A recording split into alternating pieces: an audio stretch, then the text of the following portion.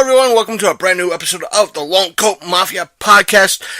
It is I, the Reverend Godfather, the show's main host and frontman. I just want to step in before the start of the show to tell you a few things, one of which is basically an apology.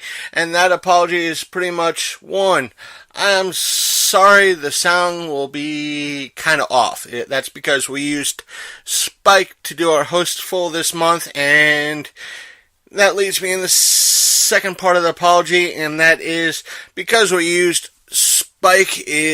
Spike tends to be flaky, and therefore there could be a little bit, one or two obvious edits because we had to sew everything together. So there's that. Number 3, which is the third part of this apology. I apologize that this will be coming off kind of a downer of an episode. It's just that last week was kind of a hard week for at least the show-wise and for me, the Reverend Godfather. It seemed a big downer. I apologize that that's how it comes off in the show. That being said, I'm going to have to ask all of you to please, and I do ask of you, please stay tuned to after the show. The reason why I say that is because after our goodbyes, there will be a Z Combat review. Because I just did that this weekend, and I figured if I wait until my solo episode at the end of the month, it will be too late for any recommendations I have for this event that's here in the Panhandle of West Virginia to be really effective. So I just wanted to include that in this episode at the tail end instead of the beginning. So that being said, here is our hostful. Alright, hi everybody. Welcome to a brand new show right now. Due to limitations and everything else and all the quasi-bullshit that has been going on this past week. Oh, dear God. Oh, the humanity. Welcome to another episode of the Long Coat Mafia Podcast, and through the magic of Skype, and no, I'm not Boogie2988. I have a lot of props and respect for the dude. With me today is Big Candy. I took a knee during the intro. How dare you? You're probably sitting on your fat butt like I am right now. One of the things that we are trying to quote Bill O'Reilly, I think it is the one that did it through Inside Edition. We're doing this fucking shit live. That's right. We're doing it live. Because with everything that has been happening this weekend and this past week and all the tragedy and the freaking craziness, it wasn't until last night that Big Candy reminded me, it's like, hey, you still want to record on Monday? I was like, oh, goddamn. It's like, I have nothing prepared. So, to kind of go with the quasi-format that we've been doing with Hostfuls, one thing out of the way is that some, I want to say bad news and almost a downer. I don't have official news or anything like that, so I think Zombie Bunny has kind of stepped back from the show for a little bit. I know a lot of you out there are probably expecting her return in some time future. Since I have no official word, and there was no bad blood between me, Big Candy, and the show and her, she is still, as far as I'm concerned, part of the show. And if she wishes to return, she is more than welcome to return. She is and always will be part of any events that we go to and everything else. I will say that right now and have that as official record because she is a part of the show no matter what. It's mostly, from what I can gather, her work schedule, her 9-to-5 schedule, so there's that. Please, there is no hate between us and the show. She's always welcome back. We will occasionally try to hype up the aspect of the legend of Zombie Bunny, so that's positive. Kind of, though, downer and everything else, there's that. I want to get that out of the way and make it kind of quasi-official. Now, let's get caught up with Big Candy. How have you been for the past, I don't know, I think the last time we spoke was at 4 State. Miserable. Oh, God. No, it's not been bad. I've just been struggling as usual, but still trying to move forward. A lot of good positive news going on. The business that I started, Horror Geek, is chugging along. We're still active, and I am actually branching off into a new little venture right now as a part of Secret Society Press, which my buddy Mike runs. I am taking over the button and badge making, like, the little lapel button things, taking over that aspect of his business under a different name, and it's going to be called Winchester Button and Badge. So I'll be taking over all those orders and all the business that's coming in with that here in the next month or so. We're making the transition right now from his facilities to my facilities and so forth and so on. I know when you were doing I think it was the, GoFundMe or Indiegogo campaign. Yeah. I tried to at least give you guys a shout out and promote it the best way I could in regards to that. Oh, yeah. So it didn't go well. That's not your fault. That's nobody's fault, but I guess ours, really. But maybe you should have renamed it to the Flat Earth Discovery Program. Maybe you gotten some cash. Next time I'll use all my star power to put through a crackpot conspiracy theory, and maybe I'll actually make a little bit of it. No, what it was Facebook is very hard to market things through, and really, unless it's like you're spreading it word of mouth or direct messaging people, it's very hard to raise money for anything. Also, if you're the people that is extremely limited, like mine. Like for the last 10, 15 years, I've been working a lot, not really hanging out like I used to. So I don't know as many people as I used to, and the people that I do know, like, I only talk to every once in a while. So having a kid, that doesn't help either. Like, because he pretty much keeps me home. Not that I mind, but it's one of those things where it's like I'm not very much of a social animal anymore. So if you're not social, it's very hard to go on social media and try to raise money for anything. We did make a little bit, but pretty much it wasn't enough to actually fund anything regarding what we were trying to do. So the new venture that we're getting into with Winchester Button and Badge, that's going to pretty much allow us to move forward and attempt to kind of take up the reins of where we were trying to go with that. And eventually I'll be doing exactly what I want to be doing in regards to making the refrigerator magnets and all that fun stuff. So it's a process, but yeah, that's what I've been up to, that and a lot of just being on eBay and doing that kind of thing. And I know it's been almost a month to the day. Well, if you want to count today, it has been a month. What were your thoughts about, I know this is usually the when we have an event like 4 State and we get back together quasi in studio, what were your thoughts about 4 State this year? I know I had my little bit of a small, even though it was a decent show, there was some small problems I saw with it. Yeah.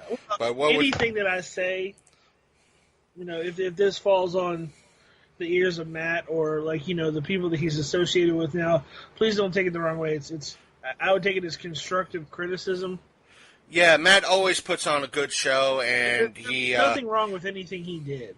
It's just the methods might need some improving, and like I said, I would take it as constructive criticism. All in all, it was a good show.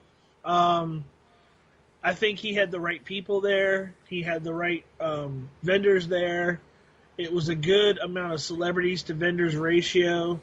The event space was absolutely beautiful. I couldn't ask for a better event space. But there needed to be more promotion in out front so that, passersby knew where it was. I had a lot of people tell me, well, yeah, I was up there and I didn't see anything. And then the second day they had the inflatable Stay Puft Marshmallow Man out there, but it still didn't say, hey, there's a comic book show here around back. Because the way the place was settled, it was around the back of a hotel. So you couldn't see it from the road and there was no signage. So that would be one critique. The other critique would be something that you touched on. The celebrities needed to be in the back of the room or off to the side instead of the very front, because I have a feeling that people were coming in and doing all their business right there, as far as celebrity stuff, and then not having anything for the vendors when they got around to the other part of the show. There was also a concern raised by a few celebrities that my wife let me know, because she talked to a lot of them, that the security wasn't there. That there was people just walking in and people being able to walk right up to where people were, and not have to go through any kind of like security or a line, or nobody was separating them from the crowd. I mean, like when you go to an event like Baltimore or an Austin Comic and they're telling everybody, show us the badge, raise the badge, right. Or if they have that little fair wristband that you can't get off, you got to gnaw your arm off to get off. Right. They're like, raise your arm, let's see those little wristbands. And not only that, but if you ever go to the bigger cons, they'll have like the chained off areas where you have to go through the little maze to get to the person. Yeah. But they also have people there standing in front of or in back of the celebrities as security for them. And some of the celebrities were a little concerned that there was like no security around them whatsoever. So, not that they're high profile or anything like that, but I mean, still, you take what happened to like Green Power Ranger guy. David Frank. Yeah. And when you take into consideration what happened to him, so many months ago, there could be somebody out there gunning for these people. A lot of them are still relevant in movies and stuff. Like, the girl who played Olivia, Anne Mahoney, she's still in movies and stuff. So that's why I think I brought it up in my review episode that it was one of the main reasons what you brought up. Even though there was a lot of complaints about it, that's why there was a bag check at Otakon. Right. Now, not everybody was kind of complaining about it, but with what happened with it, I think even I said, yeah, it takes one dumb asshole to have something like this go down. Right. And everybody is, understandably, they understand why they have to go through it, but they're kind of miffed that son of a bitch, it takes one dumbass. No, seriously, to do. Yeah. I would take that extra security step any day over, somebody getting gunned down in a show for some reason. Absolutely. A few other things. I was upset that a lot of the artists, the people that did books, weren't put together in more of a artist alley kind of thing. Because there were some guys that had some quality stuff, but, they just weren't being pushed. Like, they were kind of stuck between other vendors and things. It seemed like the cosplay people were getting a lot of attention, and it was all being drawn away from other people. I think the setup, I guess, could have been better, all in all, as far as, like, the placement of how people were put into the venue. I don't know. Again, we're not knocking Matt. No, it's just that, again, first time in a new location. This is something, if it was me, I would want to hear. If I was Matt, I would want to hear this stuff. Because, I want him to do well, and I want everything that he does to be awesome. And I know that Matt's awesome. He's no slouch. He's done this before, and he'll do it. He'll continue to do it again and again and again. He just there's some things that need to be improved on, and I think that would be, a short list. Like I said, other than that, it was a great show. I mean, like, there was like all kinds of cool people there, awesome directors, awesome actors, people like that are in small time stuff, big time stuff. all kinds of people walking around that, you know, in the biz and outside the biz, and just people that were just cool. Like some of the vendors that we met, we still talk to now. Like they made it into our personal friendship kind of circles and stuff, which is neat. It was just a good time. I know. I think it was more me than you was worried about the live episode that I did that Sunday. Right. I think it came out overall. It came out comparatively to the screw job. That was our first, in essence, show covering a show 2 years ago. Yeah. Or almost 2 years ago. It came way better. I think when I was listening to it, it was like, you know what? Compared to when we tried to do the four-state horror show 2 years ago, it's way better than that. You gotta consider how packed that show was. Like you had some room to breathe in this show. That show, like, it was elbow to elbow in a very contained, very small space. And you were trying to do interviews like at their table. It was nuts. It was crazy. I mean, you pulled it off, but at the same time, like, yeah, it was very hectic. But yeah, you did a knockdown job. It was awesome. Just at one of the notes, it's like if I do this again, I got to reduce the gain just a smidge. Well, my suggestion, just like I said about Matt, my suggestion to you would be, yeah, you can do stuff at your table, but if I was you, I would have him put aside a little room, like a conference room off to the side somewhere, because there was a couple of them down the hallway. Just a little conference room for you to set up and to do interviews in, so it's quiet. Yeah, true. It was just one of those things I wanted to, I thought it would be kind of an interesting thing to do, to have a live broadcast. No, the live thing was great. I'm just saying for some of the interviews where if you actually want to sit down and talk to a person. Right. Yeah. But no. Believe it or not, the David Nickel episode with the review, that I'm like, wait a minute, that Arrow's going to happen in about a month. Why isn't this getting any more traction? Like, wouldn't people want to know what the hell's going on? Shit. I'm like, geez, God, man. But a lot of the folks that were there were great, and when, especially the little incident that actually happened at the event, I was like, yeah, where's this video? And all of a sudden, I'm doing notes for the show, and I'm putting up the links for the Red Power Ranger. I'm like, here's the video that everybody's mentioning. Screenshot, send message to Big Candy. Like, you got to see it directly in the background. I'm going, oh, damn. Yeah. And one of the things when I was promoting that, and it's like, so-and-so liked your post. This was on Instagram. And I'm like, wait a minute, who's this guy? Who's this weirdo? It turns out the second Black Power Ranger, right? Liked the post. I'm like, hot damn. That's funny. Yeah, I'm like, wait a minute, who's... It was such a funny story because I was like walking. I was just taking Caleb around because he was kind of like, wanted to walk and look at some stuff, and I did too because I hadn't really looked at anything. And I just happened to turn around like right when it happened, and you could hear it. It was like crack, like he hit him in the face so hard. And then, they didn't show the rest because he's sitting there going, oh. He's like, dude, are you okay? He's like, I don't know. We're going to find out because they were taking the mask off. I was expecting a broken nose. Oh, yeah, that was a trip. And one of the, kind of moving along, have you seen the new Justice League trailer that dropped? Yeah, not excited.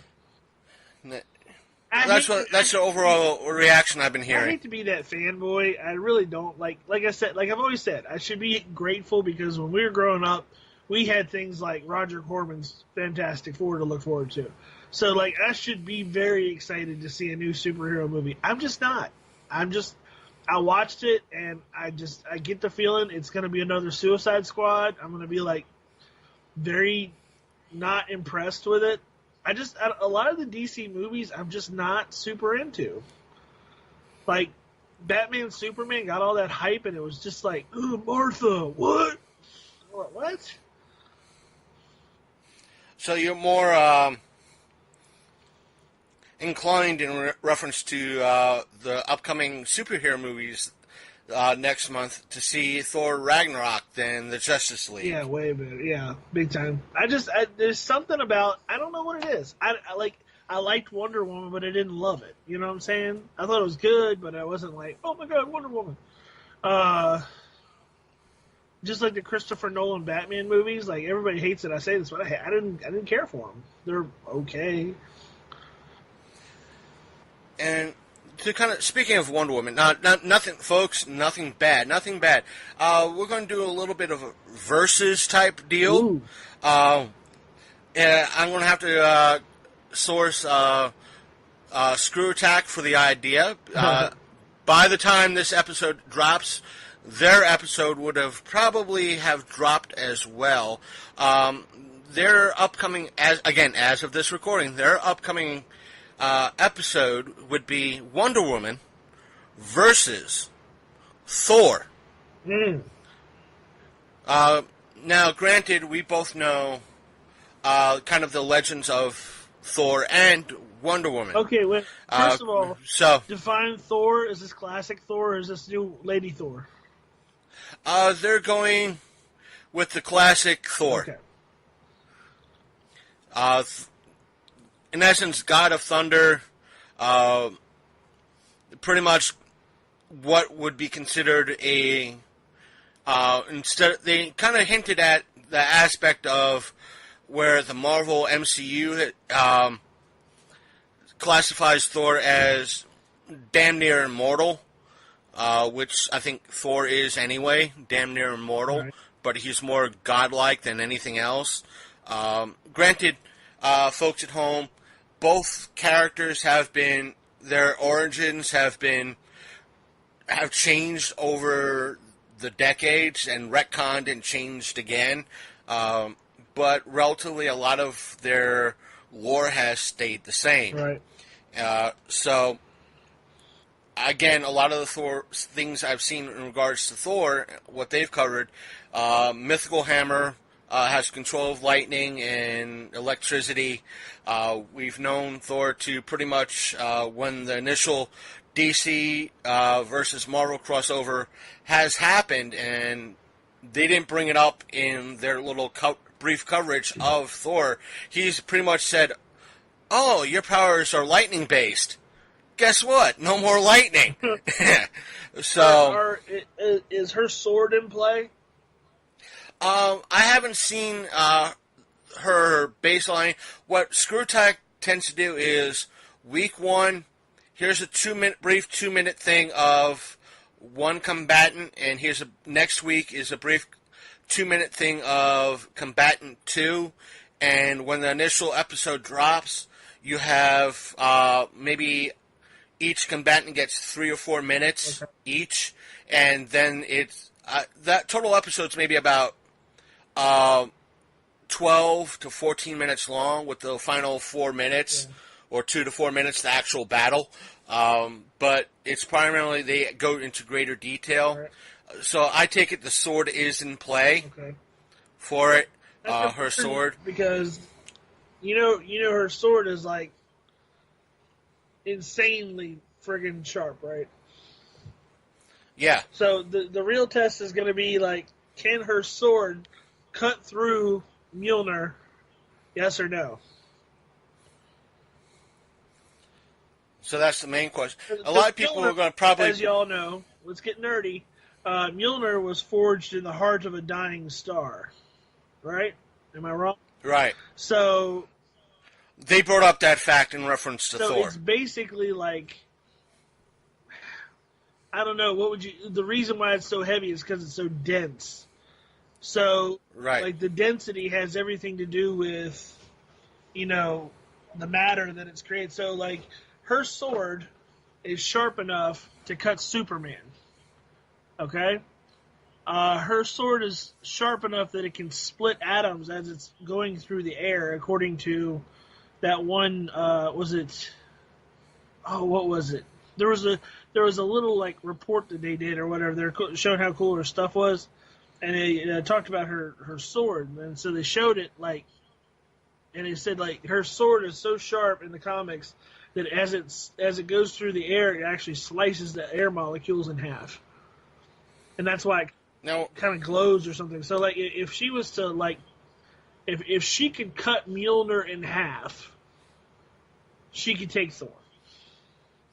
Right. Now, well, when it comes down to Wonder Woman, I am not knocking Wonder Woman at all. Just that with her background, that we're talking about a person that would, in essence, is similar to Hercules, meaning that she is not a god per se, but she is a half god. Half god.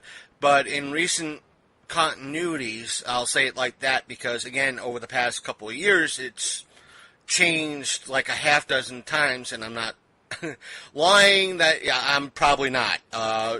At some point, she was considered actual god. Over the decades, she was able to fly only using her invisible jet, and then she moved to the aspect of, yes, she can fly, but she still has an invisible jet.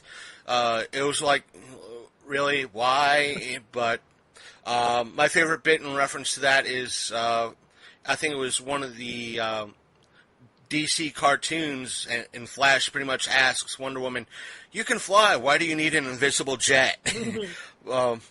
And she just smiles and said, "It's a trophy, just because I want one."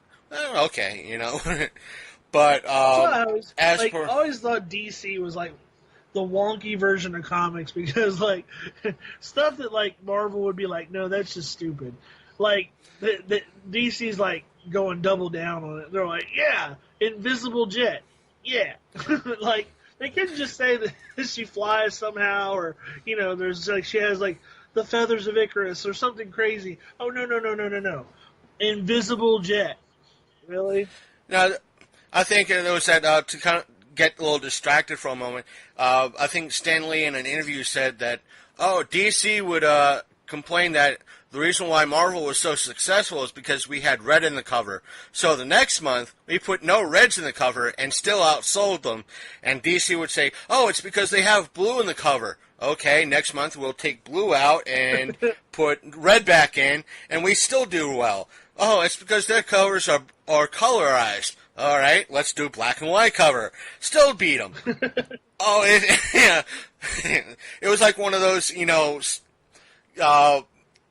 competitive type of ordeals between the two industries. But I know there will probably be a few people out there that are new, either Marvel heads or DC heads, will probably say that because Mjolnir is kind of prone to enchantment, and one of the more popular enchantments that is on Mjolnir is the infamous he or she, to be more correct, or I think whomever is deemed worthy to lift Mjolnir may hold the power of Thor, and a lot of the along those lines, like whomever is pure of heart, worthy, is able to lift Mjolnir. And that's why a few people like Cap and I think Spider-Man may have been able to lift it, but Hulk has not up until recently. Stuff like that. And I know like I said, a lot of Marvel heads would probably say, well, Wonder Woman wouldn't be able to lift Mjolnir. Yes, she would. Yes, she would. And it has. Oh, by the way, have I mentioned has happened in the past? Again, same crossover event. During Thor's little scuffle, Mjolnir was knocked from his hand and landed between Wonder Woman, and whom she was up against was Storm herself. And in essence, Wonder Woman saw Thor's Mjolnir and wondered what this was, picked up the hammer and gained the power of Thor. And at that point, Thor was wondering, Again, this was like the early to mid '90s, where a couple of books were still relatively, I wouldn't say sexist, but I think Thor passed the comment, "How did a woman manage to lift Mjolnir?" But that aside, Wonder Woman did pick up Mjolnir and realized she had the power of Thor, and said, "I don't need to win this fight using this power set," and kind of tossed it to the side. Which, we're talking about a character that has probably a similar strength set to Thor, similar fighting ability. She was trained as an Amazon. So, hand to hand, I think she might have a better edge in things. Yeah, hand to hand, probably, yeah. Not to mention she has taken on, granted, a lot of people have pointed this out, that despite everything, DC has more powerful characters overall than Marvel. Meaning when you have folks like Darkseid, like, again, I've heard both, Superman, and numerous other characters with a similar power set to Superman, including Supergirl, Power Girl, so forth and so on. The list goes on, and many other characters in the DCU able to take on and beat down Superman, Power Girl, the list goes on, including Wonder Woman. Thor is not going to be a problem in this. Thor at all, especially if it goes hand to hand. Not at all, not whatsoever. So, I'm going to say, if it is a good fight, Wonder Woman is going to come out on the edge in this. It's going to be a close fight. I'm going to say 6 out of 10 Wonder Woman's favor. Yeah, I'd probably say more like 8 out of 10 Wonder Woman's favor. She kind of outclasses him in a couple of ways. And not to mention, I think Thor would get a little bit cocky for some reason. Of course he would. That's his nature. I'm not saying he wouldn't have any respect for her. I'm just saying he gets cocky. That's his nature, though. That's who he is. Like, I'm a thunder god. He's almost cocky to the point of disrespect, but then when he realizes that like somebody might be his match or greater, he kind of gets serious then. Kind of look at, even though Thor Ragnarok is not out yet, the best scene in the trailer so far is when Hulk finally comes out, and he realizes it's the Hulk, meaning that it's a worthy adversary and an opponent, and it's like, hey, I know him. He's a friend from work. It's like, I would love to, throw down with this person. That's why, not to get off subject, but that's why I like the Marvel movies as opposed to the DC movies. The DC movies are so heavy-handed. It's like, ugh. But like the Marvel movies, there's a levity, but there's also a seriousness with it too. You know what I'm saying? Yeah, it's not like the aspect of we're going to do, in essence, reshoot the entire movie in regards to stuff like Suicide Squad and Justice League and just to name two recent. But with Marvel, it's like, we got to reshoot 1 or 2 small scenes, and that's it. Not 8-10 weeks of reshoots for who knows why. Yeah. So okay. What did you think of, changing the subject a little bit, what did you think of Marvel's decision in the light of Las Vegas to delay the Punisher series? Personally, it's one of those things that if they did, they would, no matter what, they would have got, if they're getting flack from it, to push it back, it's damned if you do, damned if you don't. Right. If they didn't push it back, they would have gotten a whole mess of folks saying, I guess how dare you, this, that, and the other thing, how dare you look at what just happened. But if they do, it's in reference to, if they don't, I should say, if they did what they're doing, they're getting the flack like, hey, we want this now, you promised it now, we want it now. Similar circumstances, look what happened with, again, tragic events, 9/11. The original Spider-Man was coming out. Right. There's going to be a scene where Spidey puts a web between the two towers to catch a helicopter. Right. They took that scene out of respect of what happened, the tragedy that happened. Right. Whereas they could have just as easily left it in. They would have gotten. There was no flack over it because it was still the wound was still very deep and very tragic at that point. So there was no real flack as to why they cut it or in reference to it. Do you think like the self-censoring is like hurting, or do you think it's like people just being PC and taking the high road just in case? Like, do you think it'd be better if they just like went ahead and put stuff, put out the Punisher, put out the scenes, from Spider-Man, put out all kinds of stuff? Because I noticed it's only when it's like certain tragedies, but not all tragedies. Like, all the hurricanes and stuff have been going on. They're still going to release like, earthquake movies and natural disaster movies. It doesn't seem to affect that, but when it's human tragedies involving other human beings, they seem to like, PC patrol their own creations and their own stuff. That is probably the hypocrisy of everything. Is like you could have a movie to kind of similarize things.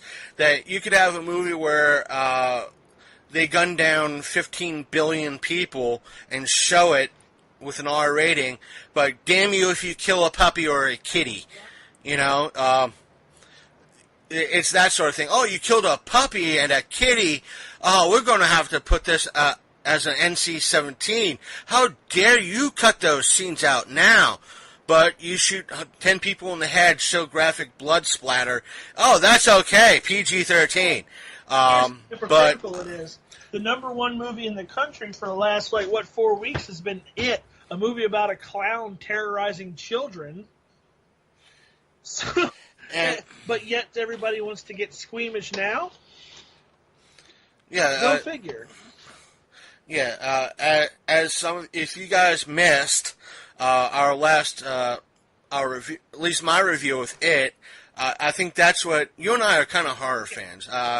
It's the whole aspect of a lot of people, that are out there that at least treating horror like an Adam Sandler comedy. Yeah. That's why I'm like, wait a minute. A lot of the I have decent ears. I knew that there were two bitches behind me, right. And I mean that with all insult implied.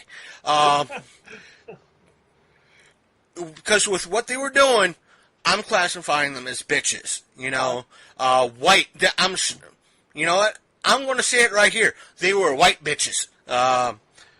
Because if they were other ethnicity, there would have been, oh dear God, she ain't going to be right, But on a side note, that was in essence a Stephen King story from way back. He was being interviewed by Whoopi Goldberg of all people. Yeah, I'm still here. The Stephen King story was that when his first movie that he ever had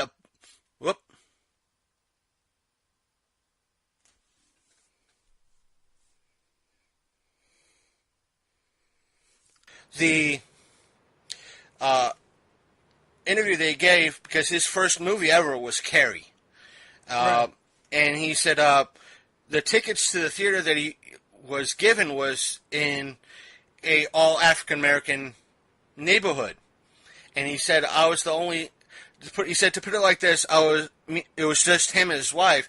He said it was two grains of salt in a pepper pot. He meant it in all. It was nothing racist behind that statement. He was like, and then it was just stop tenderfooting around stuff right. like that. It's just true. Yeah, like he said the time I went to Louisiana with my friends, we went to this mall, and we were 3 grains of salt in a pepper pot. Trust me on that. And he said he was saying that he enjoyed the movie experience and watching the movie. And he said at the end of the movie, spoiler alerts in the original Carrie, her hand comes out, in essence, out of the grave. And he said he heard behind him, "Oh, she ain't going to be right ever again." and you know, and he's like, "That's when I knew the movie was going to be a success." You know, it's just, but that, you know, that's the aspect of where I'm trying to come from, is that with, as I said in my interview, the character Beverly is, in essence, abused by her father, and it borderlines on sexual molestation, and the bitches behind me were laughing over it. Yeah, you can't. No, and you know, it's one thing. Like I said, if I went to a movie and there was people, white, black, Hispanic, I don't care, and they were talking during the movie, one, I don't like that anyway. But if it was funny, if it was like somebody getting killed and they're like, "Oh snap," you know, whatever, I'm not gonna get pissed about that. No, me neither. Yeah, that stuff's funny. But if somebody like is sitting there laughing at inappropriate moments, like, yeah, they kind of have to leave. Yeah, as I was telling one person, it seemed like the impression I was getting by the 2 bitches behind me was that if either one of them was getting raped, the other would be Facebook live streaming it and right. laughing the whole time. And you know what? That's happened, and that's sick. It has. Yeah, I'm not. That's this generation of kids. I'm telling you, like, I have a child of my own now, and to say that I'm like worried is an understatement. Like, kids are kind of losing all their, I won't say morality. They're just losing all, like, they're desensitized to the point, like, where everything is social media, everything is, you know, it's almost like they don't think that life is real. Right. And it's almost like they're living as observers and not active participants. You know what I mean? It goes with a lot of the virtue signaling and stuff that you see now, and a lot of the social justice crap. It's like they're not really thinking about what's really going on. They're not thinking about like how what they're saying and what they're doing impacts other people. It's almost like they're just like living through their eyes, like, you know. Like, yeah, as I stated before, at least to a few people, there is this one woman I know. She's maybe a couple of years younger than your missus. She just had her first bouncing baby boy, and by Joe, she's, you know, the stereotypical mom. I want to say that right now, and I mean that with all positivity. Meaning, I saw her during bike night, and I got to see her baby for the first time, and she's so happy the baby. But when I went to go to see it, I saw her again. She forgot that she saw me at bike night, and immediately it's like, "Have you seen my baby?" And so, you know, was pulling out her phone to show photos. You know, the stereotypical mom, like, you know, I gotta show you photos of my baby. But she is almost personality-wise like Crystal, meaning that I don't mean to drop the Mrs. name, you know, but she at times, like, Mrs. Candy, if you will. Mrs. Yeah, meaning that if something in regards to, you know, sexual assault, I don't wish that I'm against Mrs. Candy, but with her knowing her brother, this woman's brother, and if I found out that she got sexually assaulted, the first words out of my mouth was, "Dear God, I hope she finds this person sooner than her brother." And people would probably go, why? Well, if she finds him, odds are that he might survive, but he's going to be a one bloody mess, wishing that he was dead. Well, what would happen if her brother finds her? Chainsaws and torture will be involved, and he will be dead within about 15 minutes, and you'll hear reports on TV saying this serial rapist was found in 4 states. Well, without going into a whole lot of... But you know what I'm talking about. You know, that they'll... Yeah, no, but what I was going to say, without going into a whole lot of detail about personal things... Right. My wife experienced something similar with someone she used to date, and she saw him one day when we were in a Walmart, and she basically turned pale white and started to cry. I figured out what was going on. I grabbed a baseball bat out of Sporting Goods and I chased him out of the store because, yeah, fuck guys like that. Fuck that bullshit. And it's not funny. And right. People shouldn't laugh about shit like that because, you know, it could happen to you. Now, in the movie It, Beverly's character gets chased down by her dad. And at one point, and I think it's in the book, she picks up the cover from a toilet, that ceramic top piece, right. And the dad rushes in, fails to notice that piece of the toilet's missing, and when he pulls back the shower curtain, he gets that piece to the face. And instead of the women in the theater cheering that fact, right, it's like... I think my comparison was like in Lord of the Rings when the third movie, the ring wraith says, "No man can kill me," and she pulls that off the helmet and says, "I am no man," and stabs the dude in the face. Yeah. That warranted. There were cheers in that theater that day when that happened. It was like, "I am no man," pulls off the helmet and stabs him in the face. There were no cheers when Beverly hits a man that was, in essence, her abuser in the face. That warrants a cheer from the women in the crowd. Right. That's why when... I'll go one further. When I first watched Batman vs. Superman, there was it had to be at least a 6-year-old girl behind me. When Wonder Woman first came out, blocked that power ray from Doomsday, I heard a little... Yes! Yes. the whole when we saw it, the whole theater was like, "Oh my god!" But I'm just saying, just hearing that little girl go, "Yes!" You know what? And you heard her music, you know that. And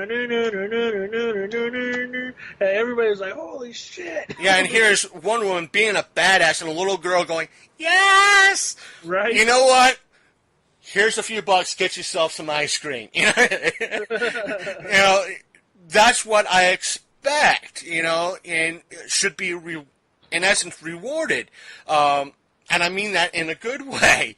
But when you have this type of tragedy, or this type of incidents, I think my insult of a sociopathic, narcissistic son of a bitch, and you're in essence taking pleasure out of somebody's pain.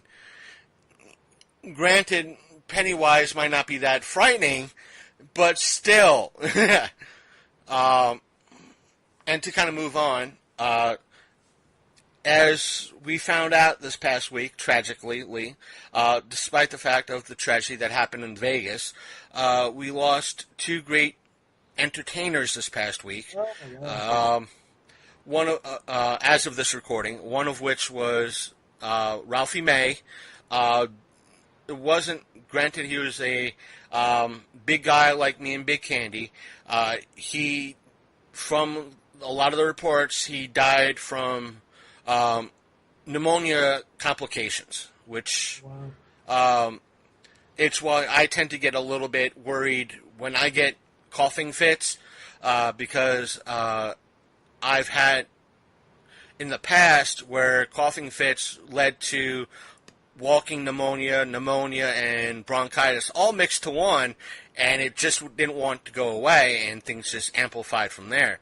So, granted, I went to the hospital, got everything cleared up and proper treatment.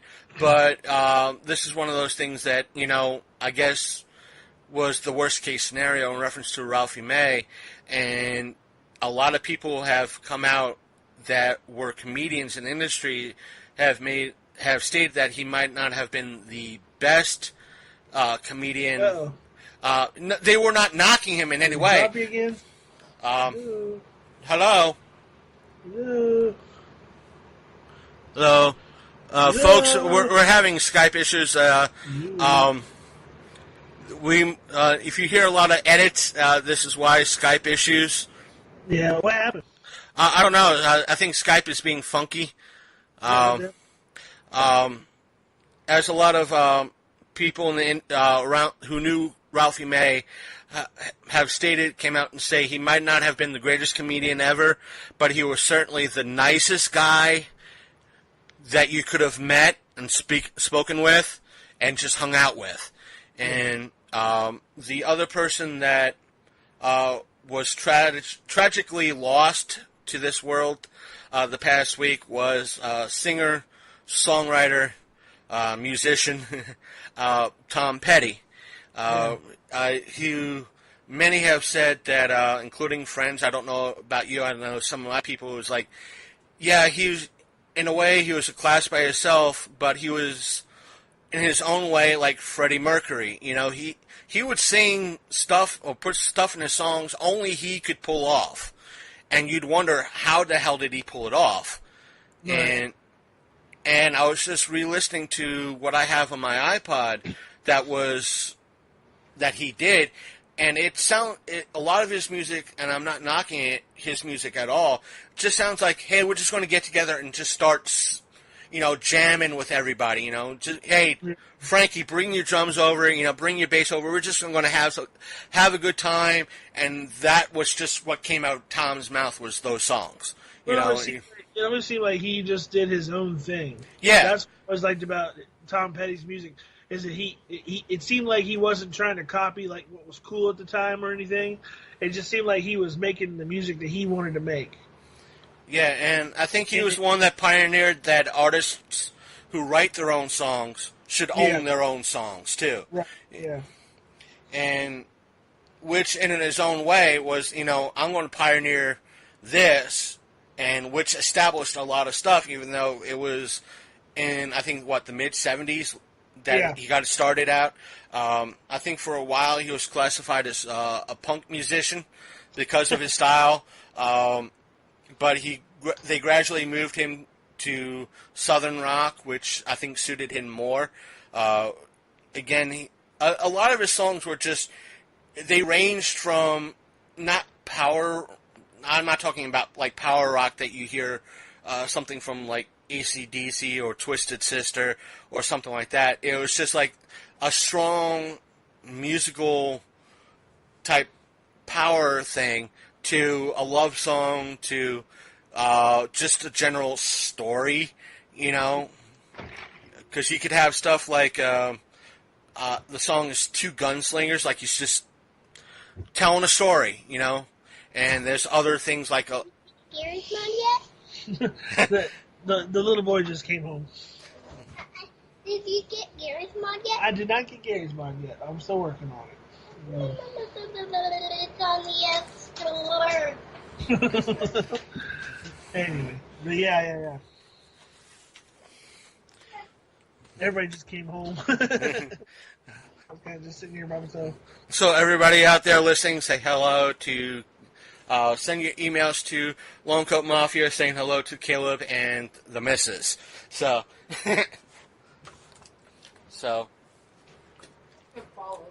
she's going to go fall over now. She's got home from the gym. And for the folks out there, something following the Ralphie May thing that I first thing I said to a friend of mine after I found out, I was like, I need to hit the gym. believe it or not, despite my large size, I'm still fitting into a XXX medium, Which is good. So, and for those out there who can't do math, that's a 2XL. Me, on the other hand, am not, and need to work on it. So it's like that's why I tend to, when I speak to doctors, like you're over 300 pounds according to a chart. You're not healthy. You are obese. Yeah, that's why I'm still in a 2XL, right? And by the way, if John Cena came in here and weighed in, would you tell him the same thing? I seriously doubt that. That's right. And the reason why I use that comparison is because I think John Cena's roughly my height, and he's like muscular as all hell, and he probably weighs about the same as me. And according to that chart, he's probably overweight and obese. Of course. And all it is muscle on him. And I'm saying that in reference to John Cena with all due respect. And it's that BMI chart is totally skewed. It's like, wait a minute, granted I'm a fat boy, and you're telling me I'm obese, and yes, it's true, but would you tell someone like John Cena or The Rock that for their height and weight, they're obese and unhealthy? My whole thing is like, stop worrying about like, how big I am. Just make me some damn clothes that fit and look all right. Right. That's the worst part. It's like every time I go to buy a pair of pants, it's like, God damn, these things are ugly. It's like they don't make pants for big people that look okay. It's like we're gonna shame you with your clothes so you look all right. We're gonna make it so the only thing that will fit you decently is a pair of sweatpants. Right. That should motivate you to hit the gym a little bit more. So bad. It's bad enough that I'm a Superman shirt away from looking like Sloth, That's not good. Because I'm wearing a pair of jeans with red suspenders. I'm like, just give me a Baby Ruth candy bar and a Superman shirt. I'll own that shit. I'll own that shit. I'll walk around a mask convention with all that, just going, Baby Ruth, baby. Sloth love chunk. Matt, if you're listening, get Sean Astin. I will do that. Good. Sean Astin works for cheap. But probably this upcoming winter season, I will get because of the patches I picked up at Matt's show. I am one patch and a jumpsuit away from. Actually, it's a flight suit. I could get a flight suit my size. All I need is one additional patch and that flight suit. And I think I could rock a Stargate cosplay with a minor variant. There you go. So, which is cool. I think it's a Stargate command patch for the left arm. The right arm has the standard Earth symbol, and the from my research, in reference to looking at a lot of pictures from the original SG-1 series, they have that standardized flight suit. Yeah. The right arm has the Stargate Command patch on it. I should say the one arm has just the Stargate Command patch. The other side has the Stargate, what I picked up, and underneath it has the Air Force patch. Right. And because I picked up the Buckaroo Banzai patch, I'm just going to replace the Air Force patch with the Buckaroo Banzai patch to see who notices. because it seems like my gathering of doing the research is like, okay, if there was Army, you'd have the Army patch right underneath that other patch.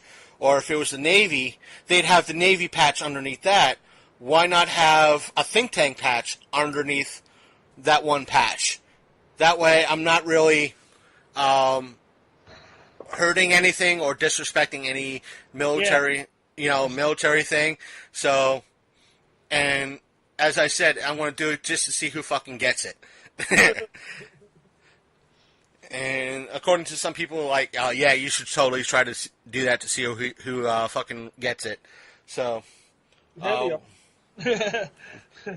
and sort of related, not really related, but sort of related, like Starfighter news. The last Starfighter in a conversation on Facebook with John Johnson may or may not have convinced him to do a last Starfighter sequel.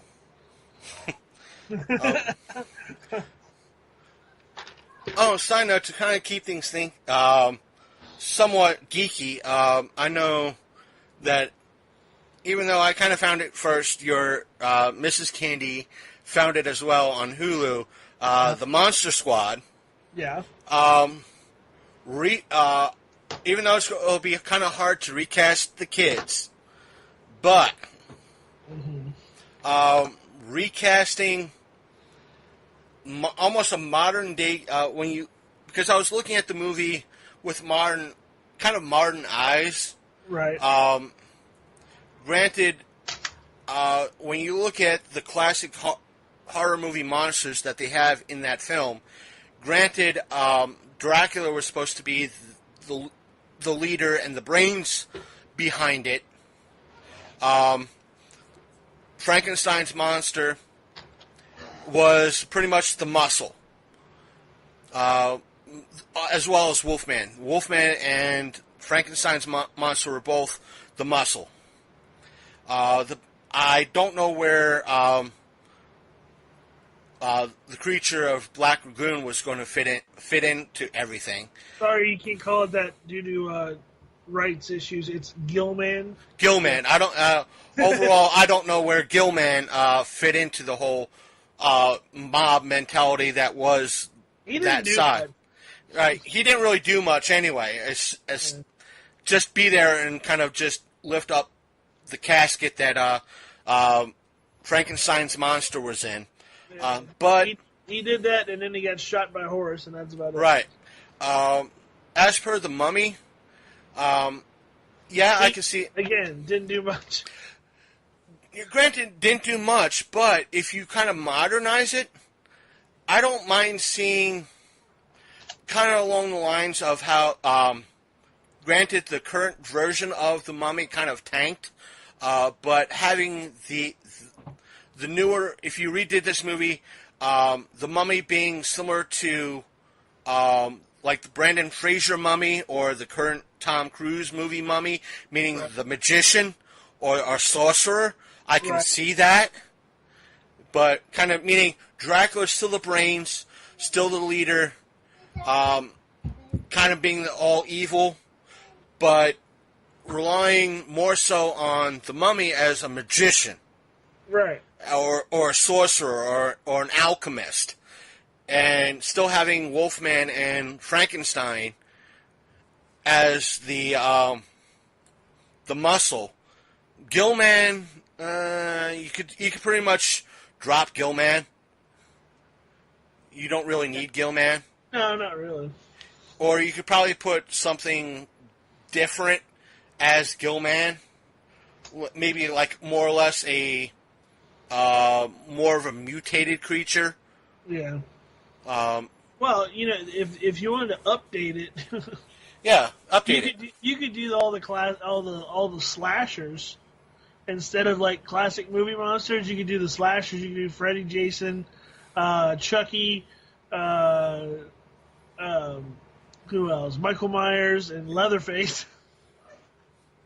That's all brawlers right there. For the exception of maybe Freddy and Chucky, it's all brawlers right there. And have Freddy do the mastermind thing, and then just that'd be the most horrible movie. Those kids would be getting slaughtered. No. Drop Freddy. Drop Freddy. Right, drop Freddy. Pinhead. Boom. Yep, there you go. Because Pinhead is a evil motherfucker, and he has an air of brilliance. Right. He's a leader. In reference to the Cenobites and the lore, natural leader, and he's got brains, which means he's not a pushover in any way. Look at, I think it was Hellraiser 5. Right. Granted, it wasn't the best, and when he kind of meets up again with what's her name, and she says, "How about instead of taking my soul, you take 3 other souls, and he just pretty much says, "This is why I consider you a worthy adversary." Because he's not an idiot. He recognizes, you are you're not an idiot like I deal with on a daily basis that opens up the box. When you open up the box, you challenge me to be better. That's why I hold you in a higher regard than these other humans that have come before me. So that's why he could be a tactile genius and more of that cunning type person, if you can understand that. Yeah, no, I get that. So, and not to mention, he, in a way, in some theories, is in hell. What better person to bring the brawlers like Jason, Michael Myers, Leatherface out of hell, to do something like this? Right. What better way? I know all the ins and outs of hell. Come with me. We have a job to do. That sounds on a next level. Oh, fuck, this is going to be good. that would be the quintessential top-notch horror film of the decade. And not to mention, like in the original Monster Squad, you had a lot of great. It was a great 80s cheesy one-liners. There was no one. Dracula had loads of great one-liners. Blows up the clubhouse. Meeting adjourned. All these great. Adjourned. And it was just so. He was so evil. So the one-liners were awesome. Who do you have for one-liners? Great, Chucky. We got that. Yeah. And you have the wild card berserker, which is Leatherface, and you have the 2 juggernauts, the muscle of Michael Myers and Jason, that are practically unstoppable. Even though Michael Myers has more brains than Jason, Right. And for those out there who's like, nah, Jason's just a jug. No. Michael Myers could drive a motherfucking car. That's true. So Yeah. you'd have to assemble the kids to be like, it's all going down again, but this time it's like they realize it's not real monsters. It's monsters that, from the movies. Like, they would actually know that they were from the movies. They'd be like, this can't be happening. What the hell? And what it is basically Pinhead will have had to drag them from a dimension where they're actually real or something. And that way, you can actually pull it off to where, holy crap, these monsters are real. And, the kids, as older, they have to somehow bring together, this ultimate squad, to actually, fight. Oh, I could see it. Instead of keeping with the baseline theme or the movie theme, in the original, where the leader in essence gets the book from Van Helsing. Right. The mom gets finds at a yard sale a puzzle box. Right. And thinking that it's just a prop from a movie, being a movie fan, wow, this is a great prop, Mom. This is awesome. And it's just I thought you'd like it, but in some way, maybe the sister, not the younger sister, there's an older sister or a maid or somebody accidentally opens the box. Right. And that's where Pinhead comes out, because it was that, maybe an odd thing that happened in the movie or something like that, or something happens in reference that it's not the stone, it's the puzzle box in correlation with a movie, or something happened with the box, or there's a ritual that involving the box to bring out Pinhead. And and it just escalates from there. Right. Not in a bad, cheesy way, but that it does it well, and the storyline's like, okay, the catalyst is Pinhead, and he's able to, and he's kind of self-aware, being connected with maybe a satanic ritual, realizes that he's from hell and is part of this movie lore, and kind of is that Deadpool self-aware a little bit, and brings in these other worthy movie monsters like Leatherface, Jason, and Chucky. Yeah.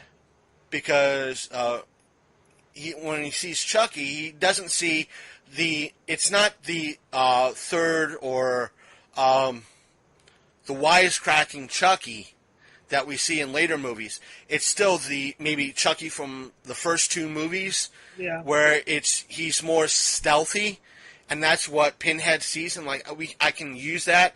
He's short, he's stealthy. That is what I need. Have you seen the new one out? Cult of Yeah, I watched it, and I was like, there's parts of it missing. Yeah.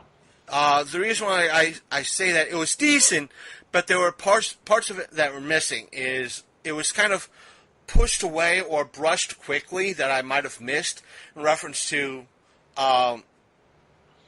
somehow, if for those of you who haven't seen this movie yet, 1, spoilers, 2, spoilers, 3, if you haven't seen it, spoilers, fuck you, I'm spoiling it anyway.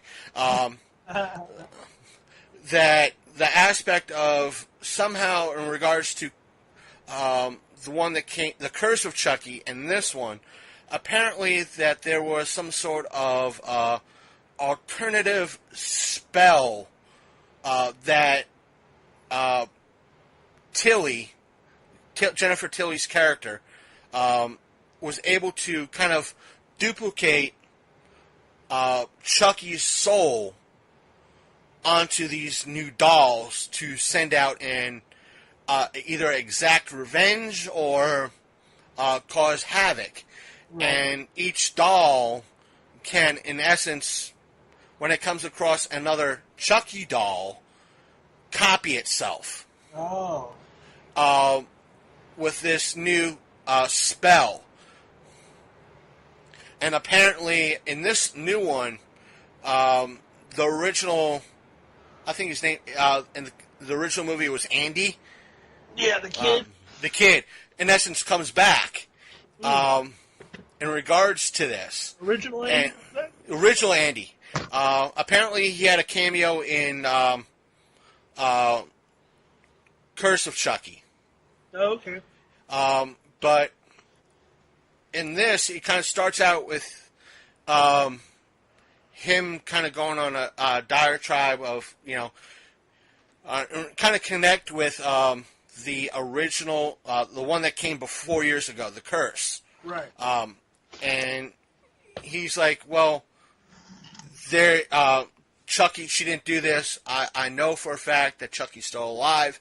I don't know how he was able to do this, but I believe he's still, in essence, is still alive. And when he returns home to this cabin in the woods, he open up a safe that's behind a military academy T-shirt, which is a nod to the sequel, or the third one, which it was like a nod to one of the original movies. Right. He opens up the safe, pulls out the head of the original Chucky that you see in Bride, that's all sliced up and it's got a chunk of the head moving, and he is in essence is having a conversation with that Chucky. Because the head is still kind of possessed. And he realizes somehow that, again, there's parts missing, but it still somewhat connects. Right.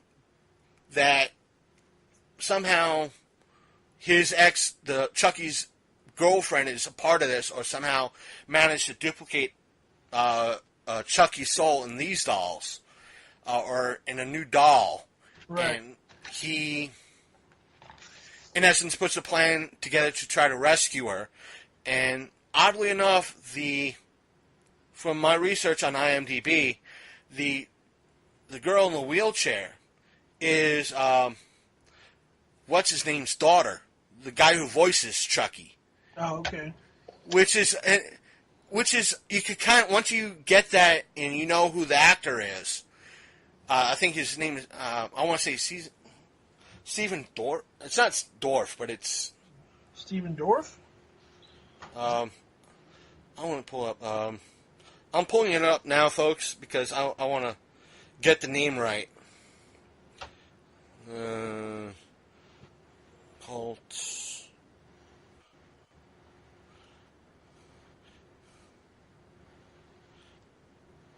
Why is it being so slow?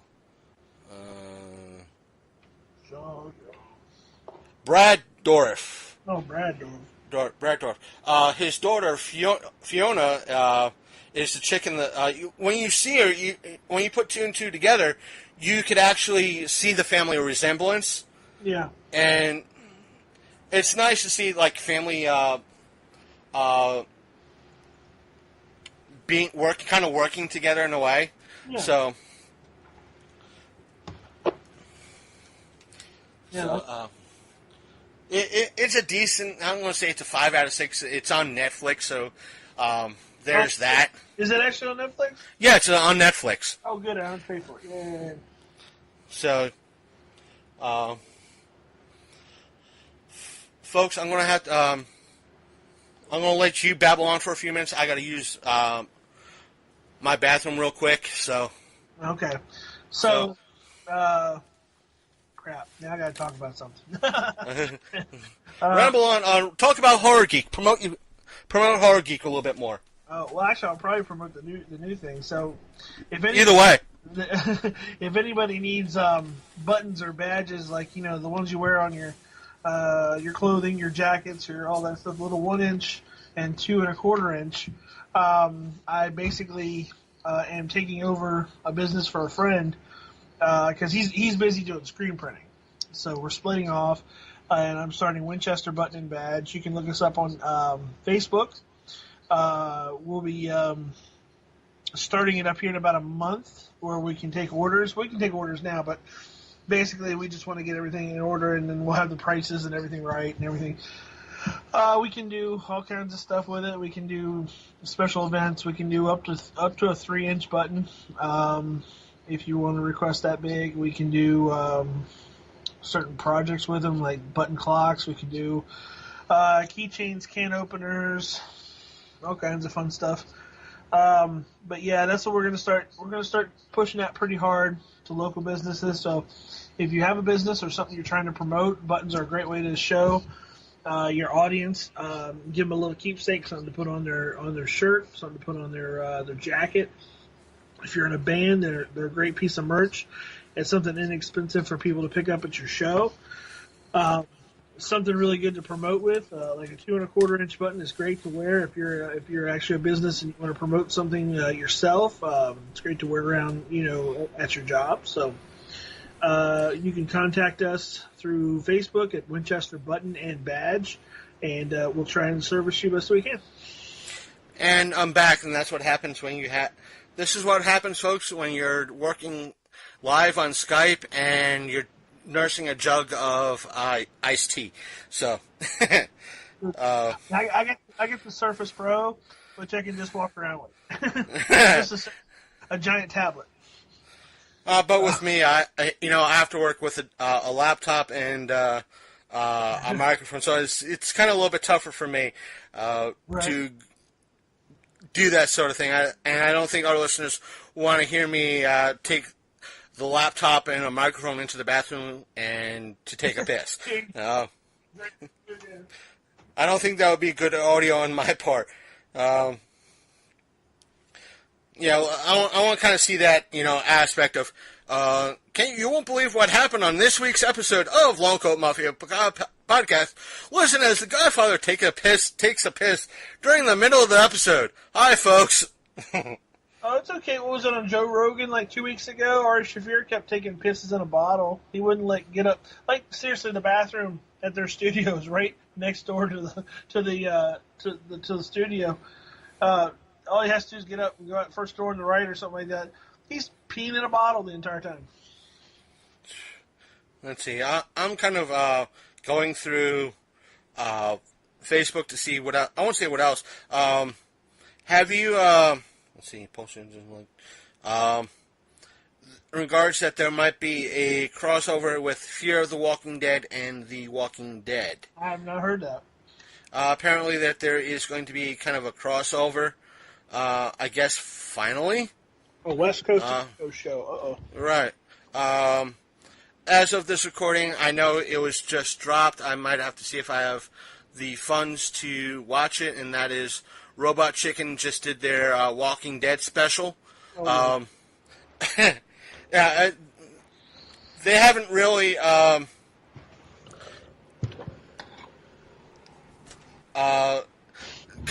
when it came down to their specialized shows like DC and Star Wars, they always had funny shit or done funny stuff. right. So I want to see how bad they rib The Walking Dead. Oh my gosh. They'll probably because it's been so long since they put anything out. They'll probably be referencing the whole Coral thing. Coral, the whole bad joke meme that was out a couple of years ago. They do a bad joke and it's like, Coral, do you get it? Coral. I like Carl's his song. Remember his song? I think they did. I forget. It was the same people that did like the Star Wars ones and everything.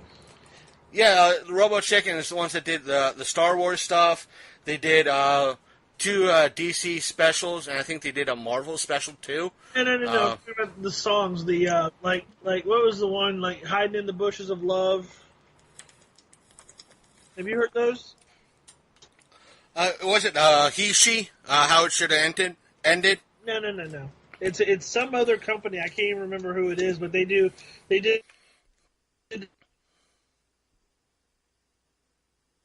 Folks, I believe Skype has fucked up again.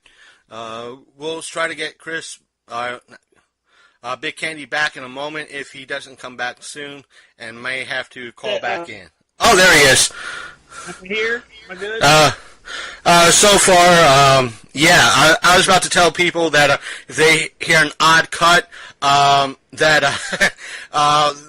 some creative editing might be taking place because of Skype issues. Oh, okay. So, folks, we're having Skype issues. If you hear what might be a noticeable cut, there you go. Yep, there you go. Again, just to let folks know, if you hear any more noticeable cuts, like you might have heard like a half hour ago, it's because of Skype issues. We do blame Skype all the way, and especially with several updates. I'm surprised Skype is still working now for me, and the fact that I didn't really have to curse at my computer 15 times to get my microphone to work. Am I still here? Yeah, you're still there. I'm still here, so there's that aspect. If you were here, we'd be in daily grind by now. This is true. I'm saying, am I coming over loud and clear? Very loud, very clear. Am I coming through clear? Sound like the little kid on Willy Wonka. But no, have you heard the seagulls stop it now? The bad lip reading people. That's the one I was talking about. Oh, I don't think I heard. I've seen that. Really? No, I don't think I've seen that one yet. Okay. Hold on. You have to hear. Can you hear this?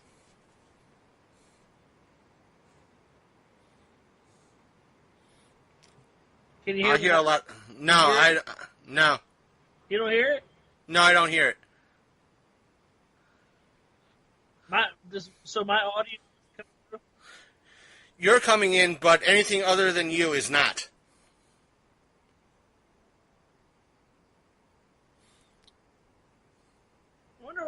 you can't do that. That's weird. I know for a fact that there is a way to get like audio off the computer and record it, especially with the mixer that I have. Yeah. I might have to.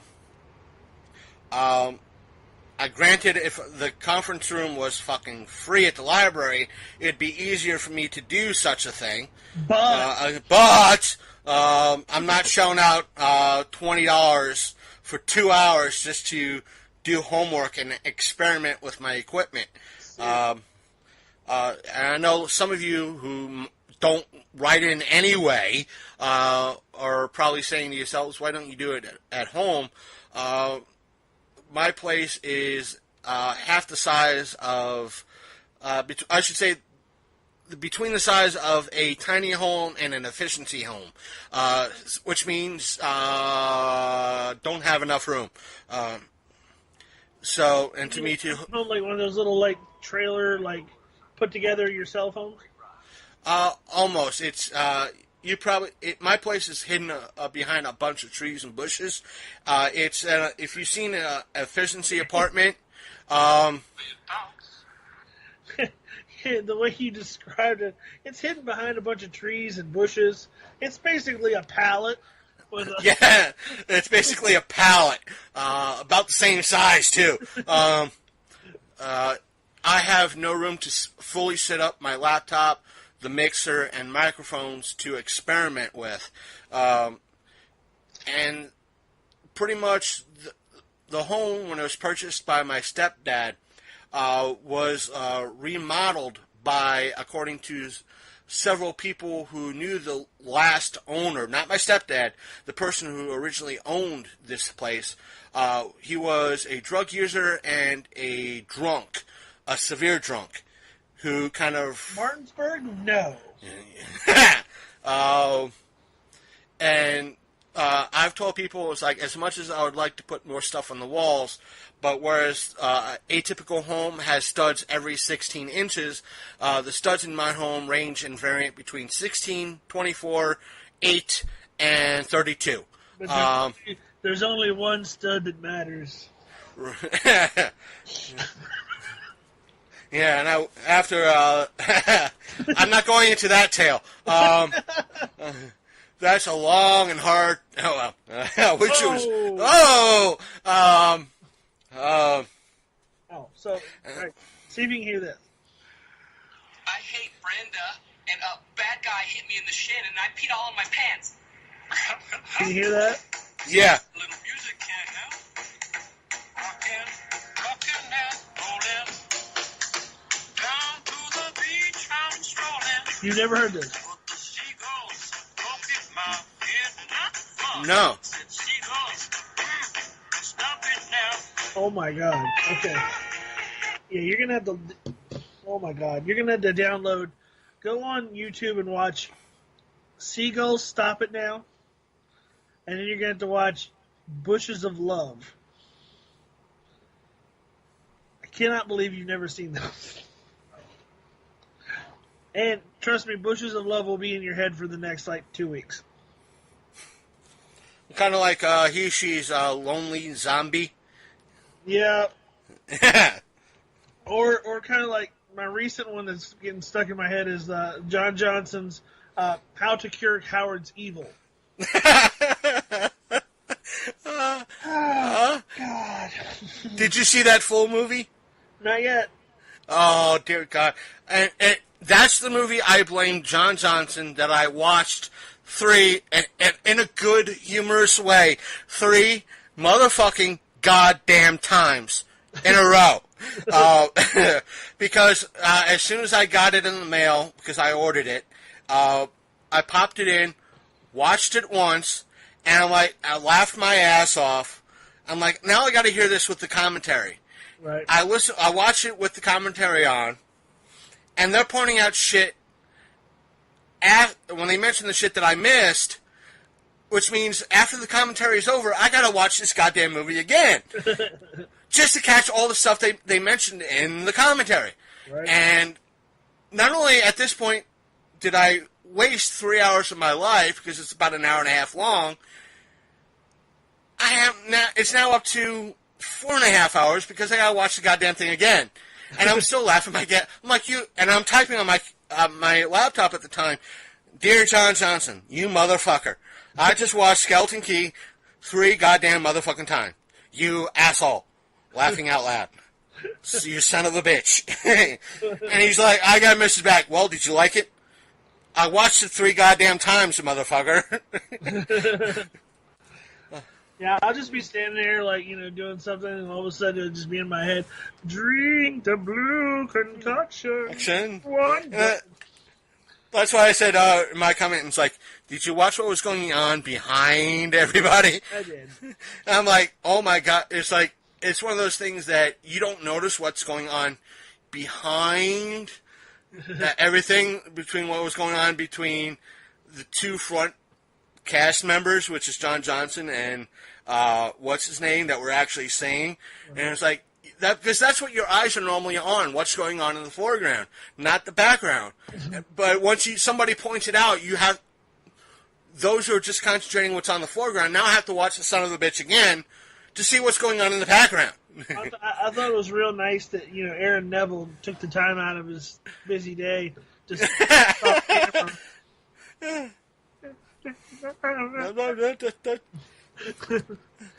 Oh, I know you didn't like the sequel, but I do recommend watching Skeleton Key 3 Part 1. It was hysterical. It is better than the second one. Right. Now, something I don't know if he was just blowing smoke up everybody's ass, because I can't find it, but I was watching one of the I guess the GoFundMe or Indiegogo trailers that they shot for 3. And he mentioned that there was 6 movies total. So there was like a part -1, a part 0. According to, because I watched a couple of those his live streams in the past, right. The -1 and part 0 is stuff he did as when he was a kid and still in school.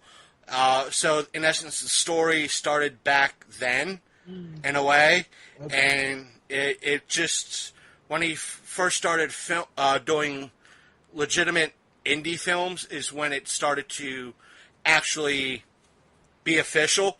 So that's why 0 and -1 are theirs, and he's like trying to mix it in with the rest of the continuity.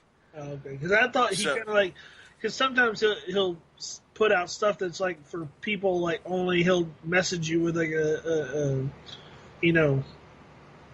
exclusive clip. Like I got for liking something on his page. Like I got was it oh Jesus Christ, Evil Dead the musical. Yeah. I was like, now watch that. That, folks out there, that's despite a lot of, John Johnson has done a lot of shit. A lot of shit. Good shit. And I'll attest to that. And he's done a lot of weird shit, and he's probably done some stupid shit too. But the thing is, John Johnson does treat his fans very well. He does. And the thing is, what we're talking about is that sometimes when he opens up, a favorite, movie moment that you've enjoyed in his run so far, and or a line that you tend to use a lot, he'll give you like a little link to enjoy more content that that's not openly available to the public. Like Evil Dead, he directed and produced a version of Evil Dead the musical. Thus, you got a key to watch what he did. So that's why he's very fan friendly. He at times, I think one Christmas he put out a mixtape for everybody. He said there was another time I think this was in late 2009. He said, because we don't officially have a soundtrack CD, here's all the songs from the movies up until thus far. And it was from all the Skeleton Key movies, including like a Skeleton Key track, which is nothing but it's like a blooper track. You start to hear Skeleton Key, Skeleton Key, Skeleton Key, Skeleton Key, and because he's trying to do the chant that was initially on the page, his initial web page, the bloopers do happen, and he starts stumbling over the word Skeleton Key, and it's hysterical. It literally is. And it's just a lot of the movie songs you hear in the Skeleton Key saga. Not the current, like, 3 and 3 Part 1 and Part 2. God, I wish I have to see if those two, or at least one that was in 3, Part 1, is was part of that CD, because that would be awesome. Power walk up up ten. 10. You mean walk very fast? Yeah, right. Yeah. That's a great thing. Yeah, I think I said it on the show a couple of times. He put out it was in essence a short. They were like maybe episodes were about 6 minutes apiece. It was called the Lovecraft Chronicles. I want to get volume 2, Right. Because it stars his wife, and I think at that time he was engaged to her. They weren't officially married yet, and when I got the DVD, they were officially married. And when I watched it, there's a point in it. Let me put it like this: she is a. It's going to come out the wrong way. She's a screamer. In reference to Scream. It's not in. Folks, please get your mind out of the gutter. It wasn't that. She actually does scream.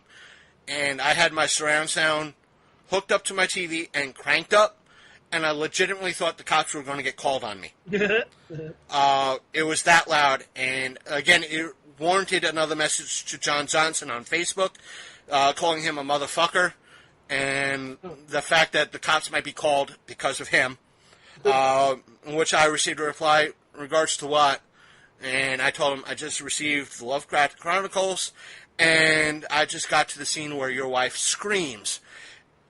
Dear God, I hope the cops do not come. And the response I got back was, LOL. I'm like, oh, well, that's how much of a sport he is. He is a nice guy. He's very much a professional. I do give him credit where credit is due. He always strives to do better and do more. So there is that. I don't know what. Yeah, I think he put up a recipe for how to do Johnny. It's on the website. That would be a challenge in itself, just to eat those. I think I'd probably die.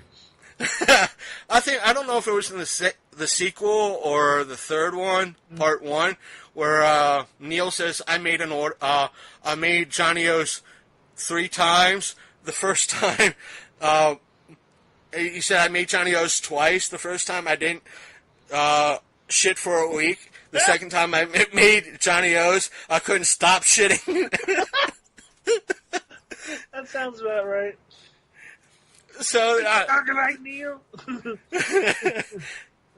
That's why I was so disappointed that he wasn't in in 3 Part 2. I'm like, oh dear God, where's Neil? Neil would have made this movie. Oh my God!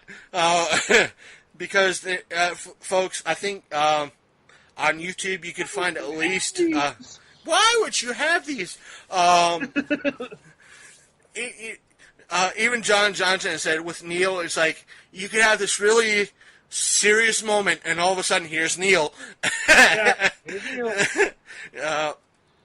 So he said, I think one of them, he said, his wife was saying, like, yeah, you were, in this scene right here, you just had the audience of every woman in the audience, and you lost them with Neil.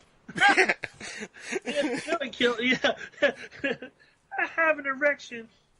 And it knows my name. I was reading through the because you can watch it for free on the first one on YouTube. It's on Kings of Horror or something like that. It's on one of those. Yeah. Just search John Johnson's Skeleton Key. It will come up. Either the first and or the second one will come out. Yeah. I do recommend watching it. Granted, if you have a problem with nudity or topless women, you will have issues. But I was for the most looking part, at comments, and the comments are people. It's funny. You and I get the humor. You and I think it's hilarious. Other people are like, this isn't scary. What the hell? This is stupid. This doesn't make any sense. And it's like, really? It's not. It's supposed to be lighthearted. It's supposed to be a goofy movie. It's supposed to be I think it's what I put up in my review for it. When it comes to a John Johnson Skeleton Key movie, it's a parody of a horror. It's supposed to be lighthearted, funny, and you're supposed to laugh at it. That's the point. Because there is jokes in it and there is humor in it. My only comment that I wrote on there was the Sandy song was the most romantic song in film history. Yeah,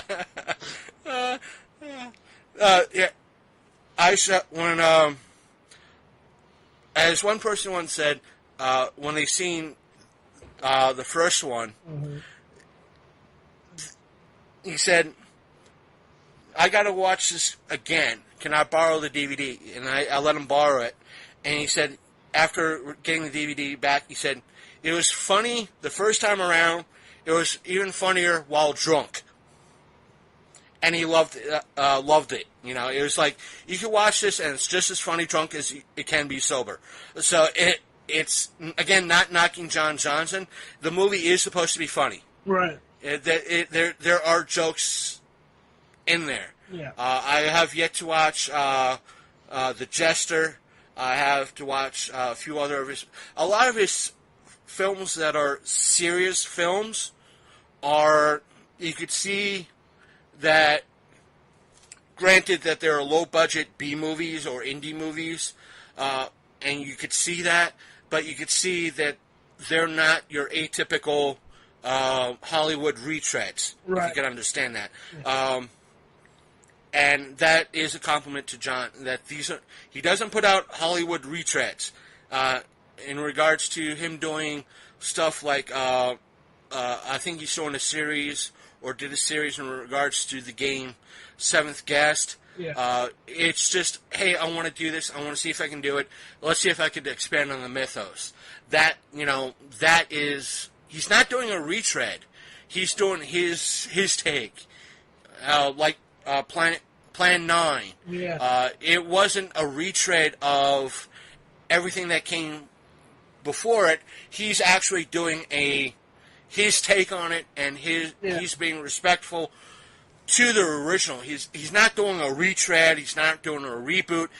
It's his take, and he'll tell you that to your face, that this is my take. It's not a retread. It's not a reboot. Right. It's my take. Right. And that's where I hold him in high regards. That's why I have a deep respect to a lot of the indie films out there, or indie filmmakers that are trying to do something because they're tired of the Hollywood retread and redo and the rhetoric that Hollywood puts out. Yeah. Because they're doing their own thing. They're not caught up in the Hollywood PC culture that's out there, that they kind of believe in the blood, guts, and gore. I almost said the blood, guts, and breasts of the indie horror scene. But speaking of which, because of Matt putting the announcement out there, yeah. Who do you think is his trauma guest for March? Oh, he has a trauma guest? Yes, he said, I will be having a trauma guest a trauma guest this March for our spring show. I already gave him my, I'd be willing to say Lloyd Kaufman, probably. yeah, that was my second guess, and my first guess was Miss Rossi. That's true. Because she worked with trauma, and I told Matt that I think I know who. Jenny Janetti. I know Miss That's the one Monique. Matt was doing in making the Matt O face. Oh, so I know Monique Dupree is a big time trauma person too. That's true. Who got her start with John Johnson in some of his films too. Yeah. So it could go anywhere. I would love to see Lloyd Kaufman there because he's very indie friendly. If it's Monique Dupree, it would be happy to see her at the event as well. Because I wouldn't mind if it is Monique, I wouldn't mind speaking with her. Which could mean that, let's say, I told Matt, don't tell him who it is, let me speculate on the show. And that's what we're doing right now. Right. Because it's more fun for us to do this. Because, let's say it's Monique. Guess who her brother is? Who's that? Tony Todd. Nuh-uh. Uh-huh. What? That's what I was like. And she poses with him. It's like, this is my brother Tony. I'm like, oh, come on, you got to be bullshit. You got to be pulling my leg. And you follow her Instagram. She has photos with her and Tony, and she's in the comments. It's like, I'm here with my brother Tony, and I'm like, don't forget to follow my brother Tony. I'm like, well, is it? Part of me went to that almost that racial comment, like, is it a brother from another mother type of deal? That's what I said. Or is it, is it, or is the action, or is it your actual brother, because I think she is married and she has several kids, so it's like, is it, brother or brother from another mother type of ordeal? It's one of those things I would love to ask her, not to mention she is also in the wrestling circuit as well as a diva, so that could be also a way, she is the big time trauma guest, for at least for me, I could ask her about trauma films and being a trauma screen queen and working the indie circuits with like John Johnson and being a wrestling diva as well. Yeah. So if it's Lloyd Kaufman, definitely go into the big time indie questions of his stature and him being the pioneer of the almost the pioneer and kingpin of the indie circuit. Yeah. So it's like either way, I'm like, is it this? Don't tell me. But how close am I? And that way, and Matt was like, fine, I'm not going to tell you. I'm like, you son of a bitch. How dare you listen to me now? You picked a fine time to go ahead. That means next time I'm going hard on your ribbing. I might actually pick you up by your boots and shake you for loose change. But if he's depending on who he's able to get, like you and I both said, he's gotten quality guests before, and depending on who he knows a few people, so there's that chance that he could get somebody big enough for cheap enough. So I can't wait to see it until it's officially announced. Right. So I think he's gotten what's his name who worked on I know who's the guest that he just announced. It was that I haven't seen anything yet. I haven't looked at all. I think I'm pulling up his Instagram, the 4 State Instagram now, because it should be on that. I'd like to say that I'm doing that show, but I'm not sure if I am or not. If you are, I mean, I'll probably go. Most definitely I'll end up going, but I don't know if I'm going to actually vend at it or not. If you want, I could put in for a booth. Yeah. And you could put some stuff up and sell at the booth if you want. Yeah. So, and the thing is, I'll probably have a ticket for the booth, an extra ticket for the booth. Yeah. And if you want, I can help pay for towards the gas, and don't worry about the table. Yeah, we'll see. I mean, okay. It all depends. I don't know how well. Horror Geek is going through a metamorphosis right now. So I'm making the offer. You know, I'm making the offer for you. You know. Yeah. So we can hammer the details off air at sometime later. Yeah. So. True that. And we still got about 6 months anyway. Yeah. So we have a little bit of time to think about it. Right. So I'm just putting that option on the table for you. You know, that way if you want to sell something up there at the booth, you can. Drugs. If you don't, you know. Yeah, sell a few things of Aspen and say it's drugs. Yeah. I'll sell acid and those sparkly glasses they give you for fireworks. And just watch everybody walk around the con.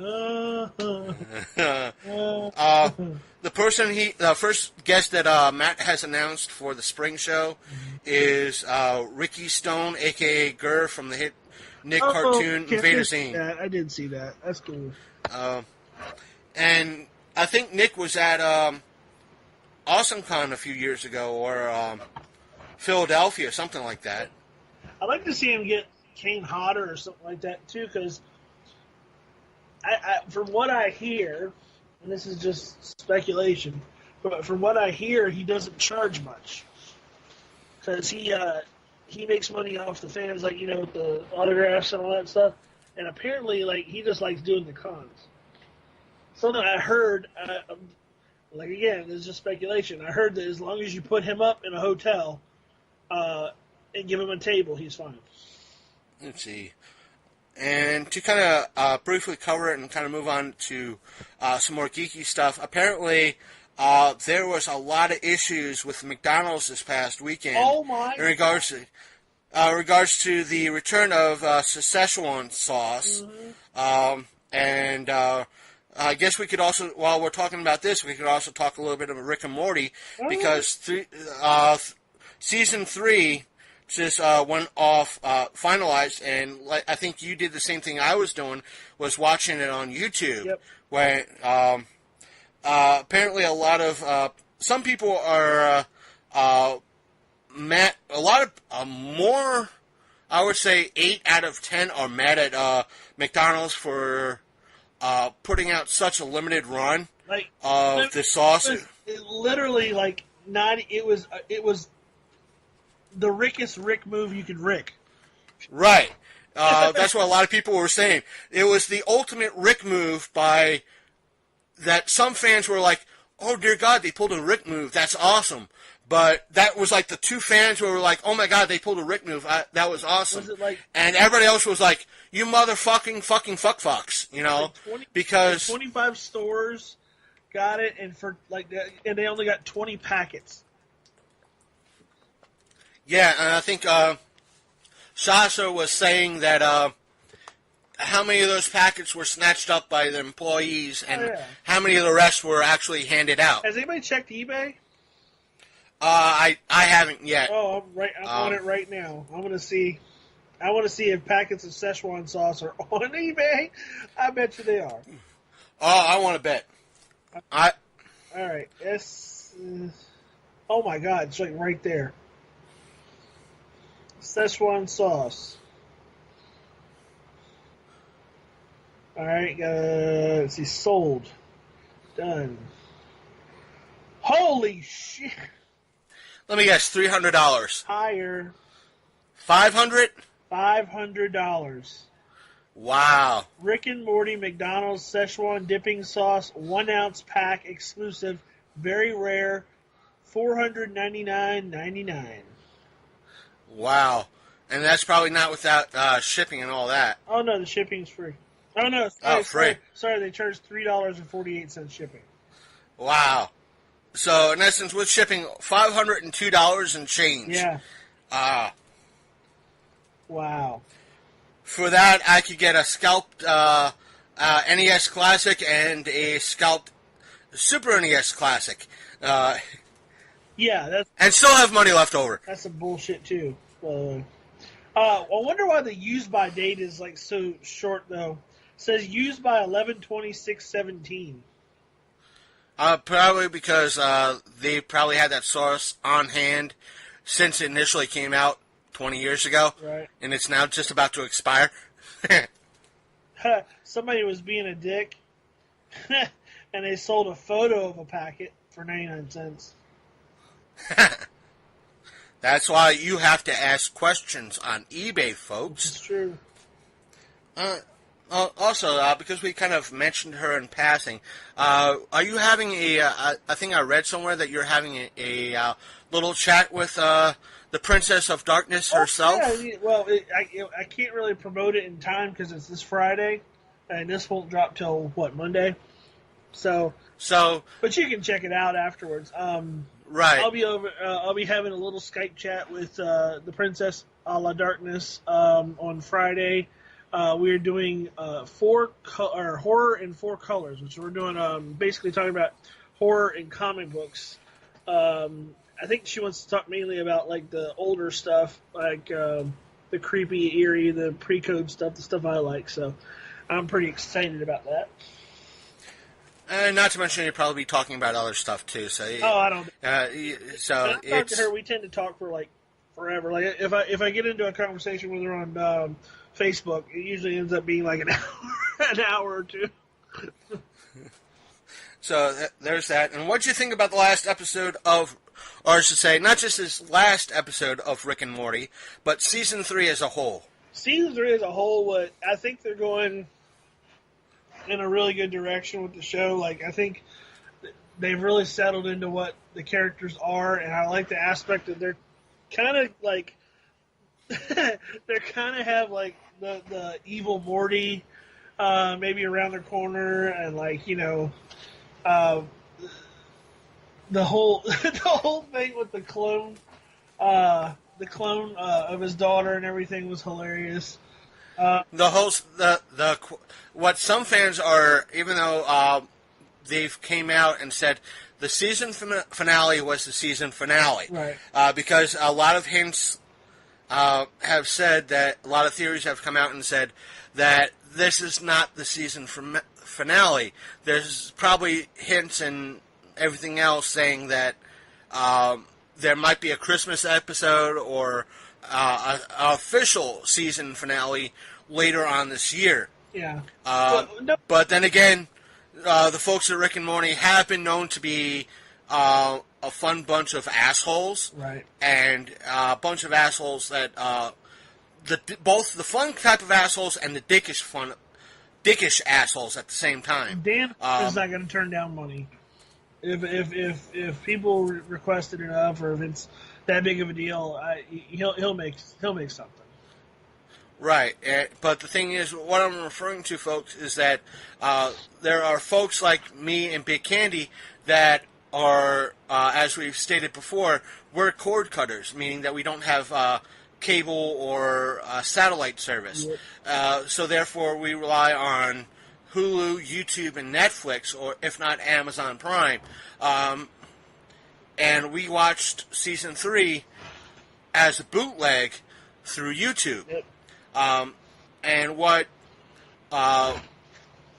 Cartoon Network and Adult Swim have done was always stream the episodes on the website, or have the episodes available for free on the website the next day. Mm-hmm. And what the folks at Adult Swim and Rick and Morty did at one point was, in essence, say, fuck you to the fans who are no longer streaming on the website. Right.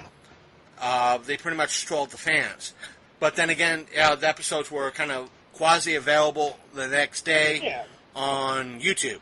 See, what they're going to realize, or what they did realize, is what most people realize, your content is going to be available somewhere, sometime, somehow. Like, Right. you can't stop it. Like, it's just like when the San Diego Comic-Con, and they had the trailer for the Avengers movie. Yeah. Like, it's exclusive to you guys. No, it was on the internet the next day. So was the Black Panther one. So was everything. You can't keep that stuff exclusive. If you want to play that game, you're just gonna get, the fans are just gonna trump you in the end. So it's better just to release the stuff and not be a dick about it. That's what I've been hearing about the aspect of the live streams and the 24-hour streams. Yeah. The reason why they're not really going after the one-shot, meaning that, all right, here's the Season 3, Episode 9. They have it up for the day, and it's gone. Mm-hmm. And the reason why they kind of allowing the 24-hour live streams and extent, or seemingly they're dragging their feet over the live streams, which means they'll take them down, but they're doing it slowly because they know it's kind of advertising as well. Sure. So it's like, we got to take it down due to the lawyers, but we're going to do it as slowly as possible. Right. So there's that, and hopefully, folks, by the time this gets put up, the last episode, I'm not ending it right now, I'm just giving a little announcement. Oh, no, I was going to say, what was your favorite episode of the season? Oh, I loved the Pickle Rick. My top 3 is the Pickle Rick. The second one was the Atlantis episode, a.k.a. the Evil Rick episode. Right. And the season finale. My favorite by far this season was Pickle Rick, of course. And a close second was, oh shit, what was the one? I was just thinking about it. You said something that made me forget all about it. But no, Pickle Rick was the best. That had to be the best. Oh shit, what was it? It was the one, it was the one where he takes Jerry to that resort. Oh yeah. I like that one. That was my other favorite one. I don't know. I have a lot of favorite ones from this year. Because the one where they detoxify themselves was a good one. And we're at what was that? I said the Skype one where is they being a little. detoxify them. Oh yeah, that was a good one. Yeah. They're kind of building up Morty a little bit too. Yeah. They're giving their. Oh, that's what I was going to say. The other one I liked was the.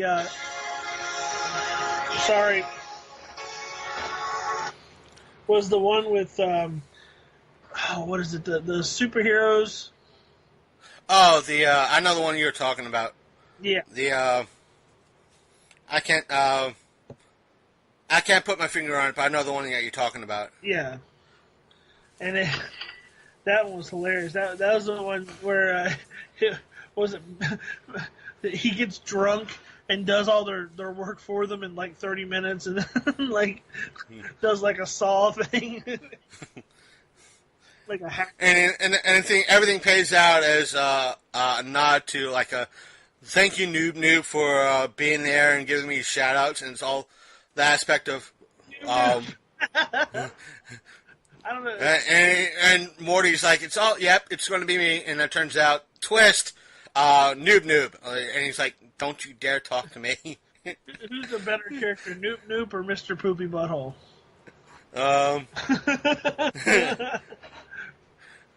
Well, let's see. There's Noob, the whole, but Mr. Poopy Butthole has been in more episodes. It's kind of hard to say.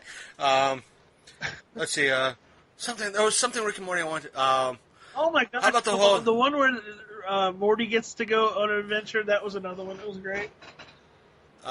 Wait, which one was that? Wasn't that was the Annihilators one, the superhero one? No, the one where they go to like that. It's almost like I don't know, like a fantasy land, and then they have to kill the giant by accident, and then that one. And then they meet the people in that little staircase like bar, Yeah. and he kills the mayor, or he gets molested by the mayor and beats him up. But the whole Rick's Memories Mind Blowers episode. Oh God, that was hilarious. I don't know. I can't pick now. There's too many funny ones. I still and the whole also Pickle Rick is by far that one has to win. The most awesome. Pickle Rick should get like some kind of an Academy Award or something. And I had to watch the Pickle Rick episode again.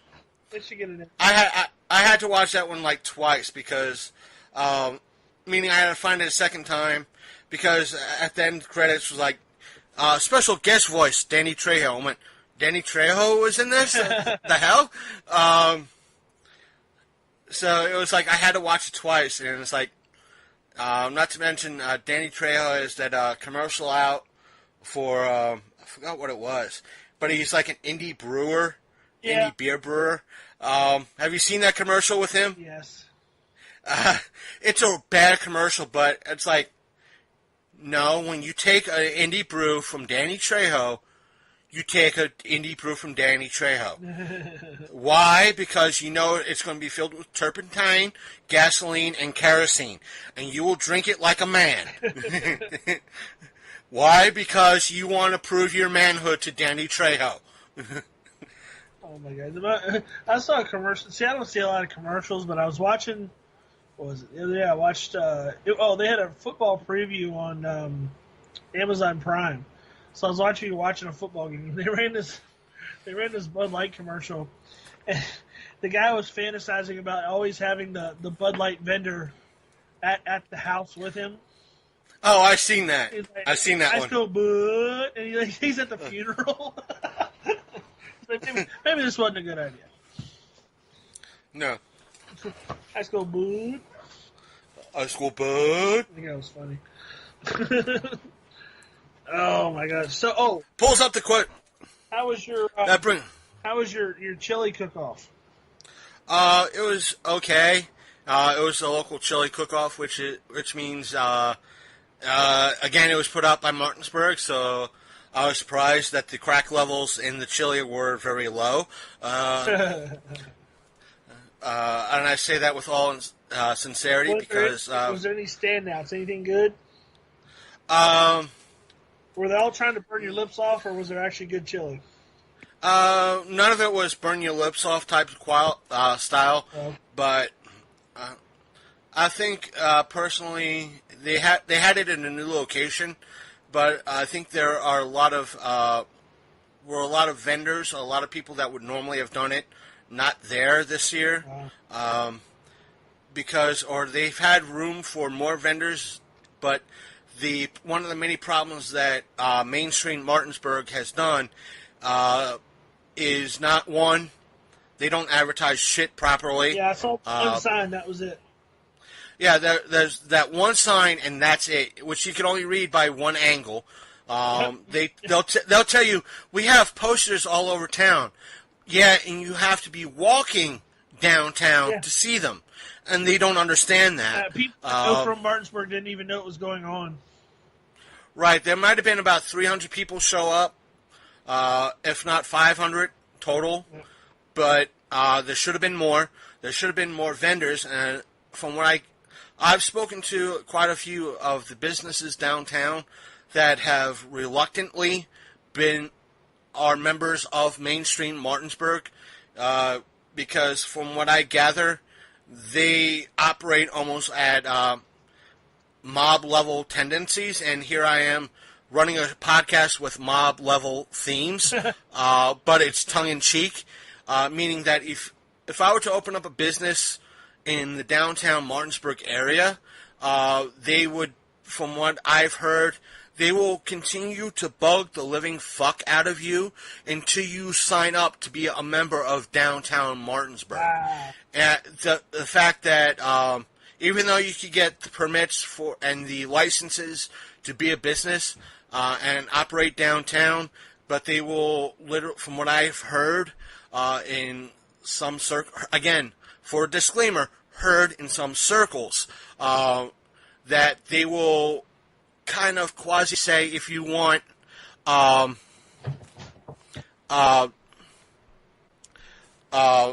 business or customers, you have to have be a member of their organization. That thing we do. Yeah, that thing we do. Oh, if you need extra loans, being a member of our organization will help you get business loans if you need them. Yeah. Do they have a protection racket too? Kind of, sort of. Really? Oh, if you want to and it's like if you want to have our posters in your window, you have to be a member of Mainstream Martinsburg. If you want to set up... Now, here's the fucked up thing. Oh, if you want to have a booth at one of our events, you have to be a Mainstream Martinsburg member. Which means, let's say they're having... Billy and his bunch of friends breaking your windows all the time, you might want to consider becoming a member. Right. Let's say you wanted at Bike Night to set up... See if you were able to set up for Horror Geek. Right. See if it would sell. Because you have 1,200 people showing up for Bike Night. Right. And it'll be a decent attempt to sell some Horror Geek-related merchandise. Because you're not a member of downtown Martinsburg, you won't be able to get a booth. Wow. That's number one. Number two, if you were a member of, from what I've heard, you could be a member of Main Street Martinsburg, and the people that run Main Street Martinsburg will not return your calls even if you want to set up a booth at one of their events. Wow. You told me they told you at that one meeting that they just didn't have time to do all that stuff. Yeah, because they have jobs, they have families, they have a social life, and they also volunteer here. I still want to go up and say, wait a minute, and even though you are currently unemployed now, and say, wait a minute, I have a friend who volunteers. He has a son. He is married. His wife also works. They work both overtime, and they volunteer for various things. They have a social life, and they help me with my show. They make motherfucking time. And by the way, if you're a part of this organization, I'm going to let you in a little secret. Because I worked retail, and I've worked jobs that deal with delivery. Our peak season is between November 25th and December 31st. Your peak season is from roughly March 1st to November 31st. Therefore, if I have to work overtime during the holiday season, their peak season, you better be working overtime during your peak season. That means, good chance you have to, in order to do more, you got to trim some of the fat. And I'm sure you'd understand, too, working various jobs. If working overtime helps benefit your family, you have to do that. Granted, you have to sacrifice your family a little bit. But it's, you have to work the extra hours in order to provide for your family. And they just don't care. There are members of Main Street Martinsburg will literally cross the other... Meaning if they're trying to take a photograph and I'm anywhere in the shot, they will wait until I move or try to work the shot around me because they know who I am. They know what I do, too. Right. And they don't like it. No, they don't. And that's what makes me laugh half the time. Yeah. And I've had people on various podcasting forums that critique and bitch that I will go to an event like the Chili Fest and put up a flyer because it's not my demographic. Why does that matter? That's what I said. You got ears? He said, yeah. So in essence, despite anything, you are my demographic. You got ears, you could listen, you're my demographic. Yeah, right. Geek does not... Geek transcends all. You got ears, you can listen. Yes, my flyer will go up. Well, they're like, well, you have to advertise through like Facebook, and yes, you could do that. It doesn't work. It does. Yeah, it doesn't work. It's like in order for it to work, like you need to shell out like hundreds of dollars, and if not thousands, and for it like the algorithm to actually matter, like you have to reach like the top tiers of people. Like you got to be putting out like that every day. You can't just do it one day. You got to be putting it out every day, and like the minute that you decide, oh, I'm going to put out an ad, Facebook will bug you every day, every damn day. You could reach more people if you put out an ad. If you put out an ad, you could reach more people. Blah, blah, blah, blah, blah, like every day. Oh, Facebook does that to me even today. Oh, if you spend $20, you can reach a minimum of 1,000 people. Yeah. Oh, if you spend $40, you can reach a minimum of 10,000 people. Mm. And all I can think is, yeah, if I spend $20, I'm going to see about a tenth of that. Yeah. And less than 1% of that is going to click like. And you can't determine when and where it's being put. So, like, your ad could pop up, like, 4 o'clock in the morning somewhere and never be seen. Right. So, or it's going to be seen by 3 people. Yeah, 3 people. And I had to explain that aspect of as well, is that I'm severe low income. How do I have the $160 or the $80 a month to shell out to boost my show? Right. And I had one idiot complain, try to be a troll and wise ass, and said how they asked me, it was like, what's the name of your show? I told them, and they said, how dare you name your show after the worst school shooting ever recorded? And my reply to them was flat out, do you know even how to Google? Yeah. And it's like, that's the thing. It's like, when I thought about this show and the show name, this is not a dig against you. It's not a dig against Jay Leal or any other podcasts out there, but with the plethora of geek podcasts, 99.9% of them have geek, nerd, or some variant spelling of that in their title. And I need something that says, hey, look at me. Right. Yep.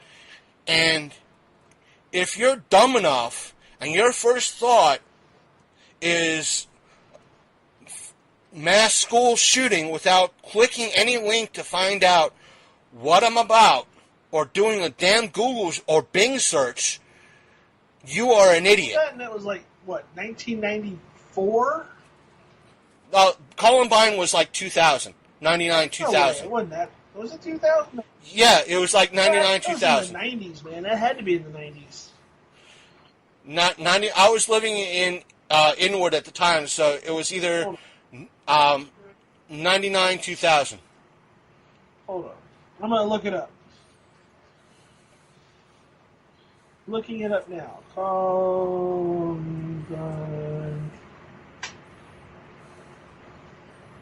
Okay. Columbine shooter. It was 99. Holy crap. Okay, so late 90s. It was in 99. Really? Right. Good Lord. For some reason, I thought that was like way back in like the early 90s for some reason. I don't know why. Yeah, it was almost 20 years ago. Hey, it's coming up on, 18 years ago? Yeah. Jeez Louise, that's still long enough to be like, why would that even be relevant if you did name it that? But Right. And it's like, and not only is the name different from what they were calling themselves, yeah, it's totally different scenario. they weren't the long coat; they were the trench coat mafia. Right. And the whole aspect of, and I'll say this on air and to any idiot who brings it up, one, the trench coat mafia were a bunch of bullied kids in which parents didn't notice, the school didn't give a shit, and the students who decided to name themselves as the trench coat mafia to think they were one cool, badass dudes who had a plan to shoot up the school and go further than that, decided to commit the cowardly act and kill themselves. Yep. How is mine related to that? Well, that and like, what was it? You had Marilyn Manson give that quote about them back in the day that, like, you know, if he could say anything to them, I think Michael Moore made the comment, and he said, I just listened to what they had to say, because obviously nobody was listening to them. Right, and that's part of my point. Nobody listened to them. They were being bullied, they were being harassed. Nobody did anything or cared, to the point that they had to do what they did, and they did the cowardly thing.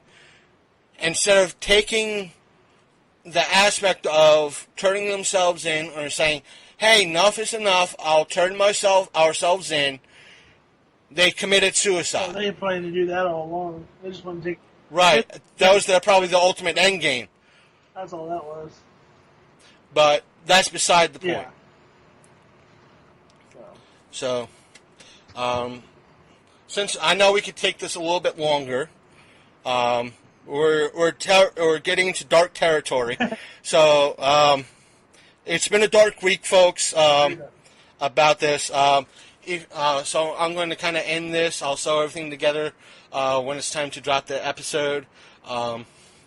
As always, you can hear all our episodes, including the brighter episodes, and that's including the classic creepypasta I read, Squidward's Suicide. Yes, I named it Squidward's Demise, and I always allow it to go on YouTube without them actually noticing, because the YouTube algorithms are fuck all right now. As Everyone's I say, getting buried. Yeah, everybody. Because they'd rather support the mainstream media that is NBC, CBS, and ABC than their content creators. But, again, you can find all our episodes at our main page, which is thelongcoatmafia.podbean.com. Also, we're on iTunes / Apple Podcasts, depending on which Apple product you get it on, as well as Google Play Music, Stitcher Radio, and a plethora of other podcatching apps that are out there. You can also email us your comments at longcoatmafia@gmail.com. So since this episode is being released in October, if you wish to share any scary tales or experiences that you might have had, please send them our way. Or you can message us on Facebook by going to facebook.com/The Long Coat Mafia Podcast and sending us a message that way. If you want to stalk us on Twitter or Instagram, the handle is the same, which is Long Coat Mafia. And that's pretty much out. Other than that, you could find Big Candy's Horror Geek site at facebook.com/Horror Geek. That's official Horror Geek. Official Horror Geek, huh? My bad. That's me, because somebody else had taken Horror Geek. So I made mine the official Horror Geek. So you can find my works at facebook.com/Winchester Button and Badge. I'll make sure to put those links in the description and make them clickable so people could click on them if they go to the website. I don't even know if that page is published yet, though. Like, I know it's coming. Coming soon. So coming soon. So once I drop the episode, I'll check the links and all that, and I'll put them up. And hopefully, also later this month, we'll be, I think, recording with Don Ramirez in reference to his award-winning documentary. I think it's called Trailer Trash. So stay tuned for that. You secure Mel Heflin yet? No, not yet. I might have to speak to her in reference to new projects. I do know that our interview with her that we did way back in, I think, March is still up on our official website. So just go there and see our first interview that we've done with her. Get Johnny Johnson on the podcast. Yeah, I want to get Johnny on the podcast. He did that one guy. Remember that Mark, whatever his name, podcast I had you look at the other night with the flat? Yeah. He did his podcast like a week ago. So I'll have to speak to him to see if I can get it on. So He'll at least do a Skype chat. Yeah. So I'll bug him, and if you're listening to this, I'll always be happy to have you on the show via Skype. And when you are available, if our schedules are able to iron out, so there's that. So, do you have anything else? Nope, I'm good. And folks at home, again, sorry for the Skype problematics, and these are the things that actually happen when we do things this way, but we're always happy to have Big Candy on and bring you content whenever we can. And we're out. Peace. Hey folks, welcome back. Thank you for listening to this extremely long show and coming back to listen to me kind of review a whole new type of activity that sprung up in the Martinsburg, West Virginia area. And for those who are not familiar of where Martinsburg, West Virginia is, it's in the eastern panhandle of West Virginia, just north of Virginia off the I-81 corridor. This year, normally every year that since I've been living in the Berkeley County, Martinsburg area, there has been a haunted theater of sorts in Martinsburg, and that was at the Apollo Theater here in town. But this year, to my surprise, I found out, which I might discuss later, because this is going to be central to just the review, not exactly what happened to the haunted theater, from what I was told. So, or from what I heard and all that. This is just strictly the review. That the Apollo Theater wasn't doing their Apollo Haunted House this year.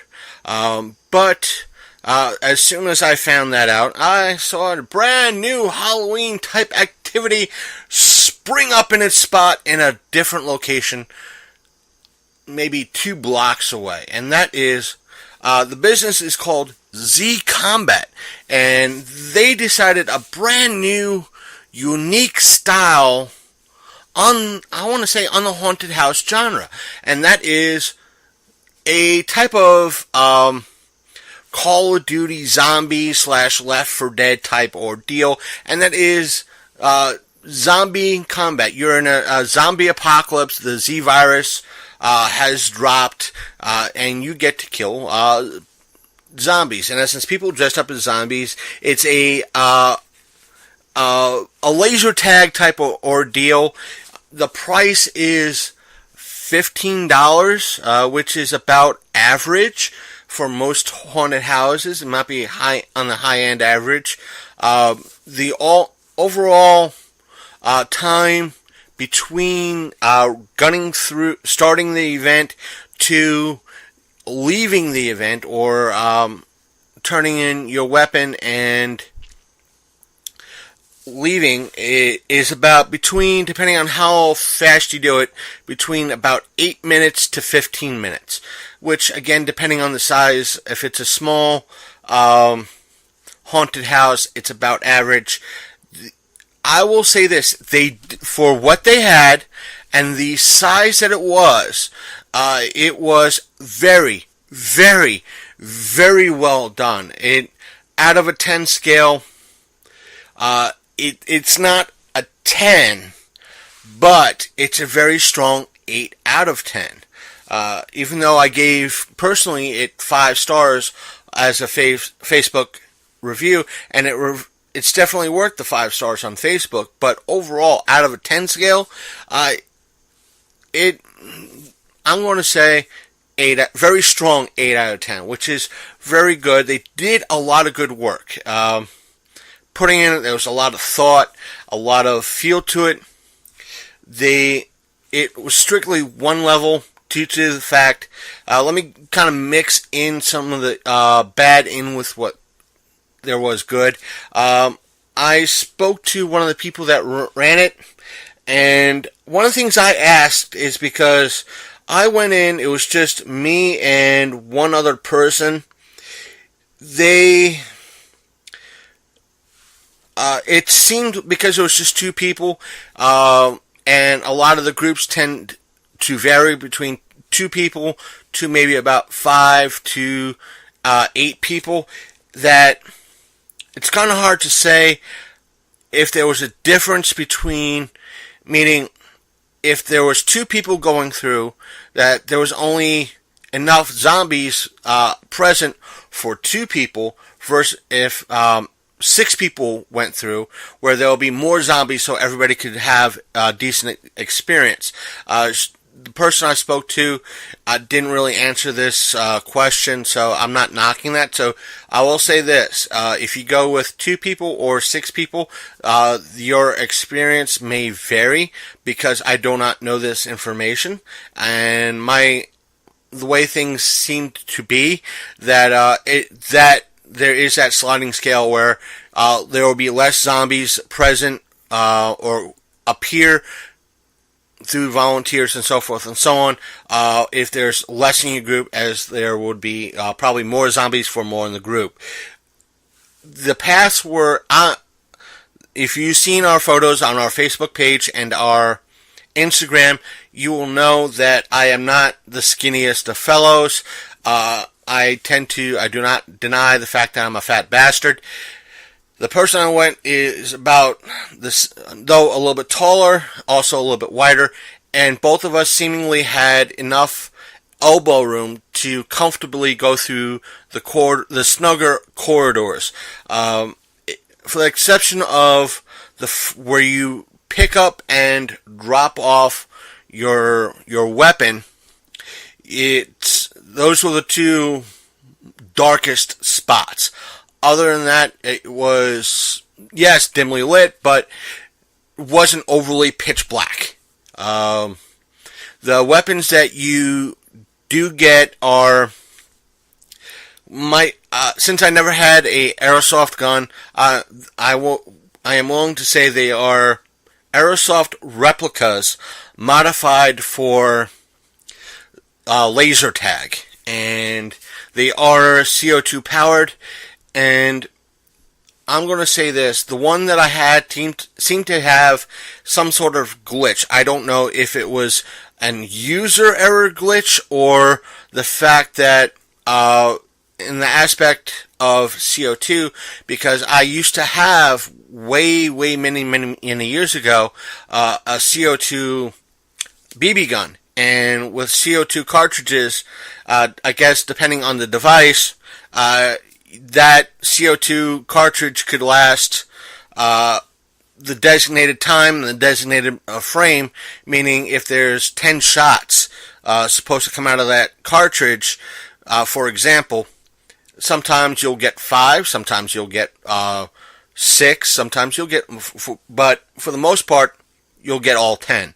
But it's kind of hard to say if the gun that I had that had this technical glitch, that if my hand brushed up the what would be the on-off switch, or the fact that since there were a lot of people using this particular weapon, that it loosened up where the CO2 cartridge was, and a good portion of the gas that was in it to make things work leaked out slowly. I'm not saying that it was a big issue, but I'm saying this is a, please let me reiterate this, this was a dismissive issue, meaning if you're in a group of 5 or 6, and you're the only person that seems to have a gun with a glitch, it adds to the experience. It doesn't take anything away, but if you're the only person going through, it might tick you off because you have to, in essence, rush through the rest of this experience because you can't really do anything. So it's dismissive, but because it's very minor, it's kind of hard to say.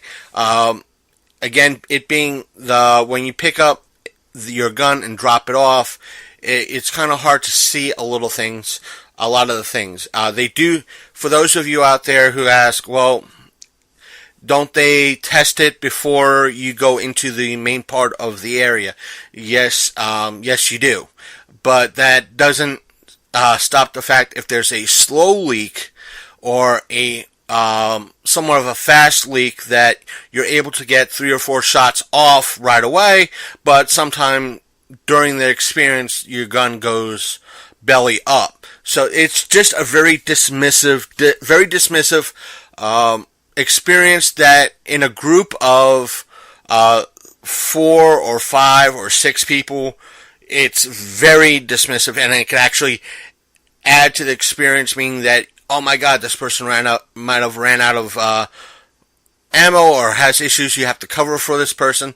But in the small space that they were limited to, it's only the bottom part of that building that they built was done very well.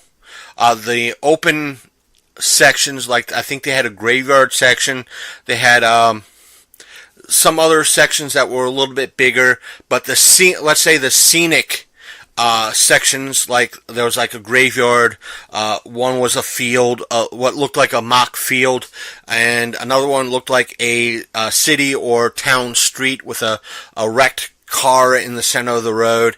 These were very well done and thought out, and if you stayed around, the zombies would start coming in. This is beautiful.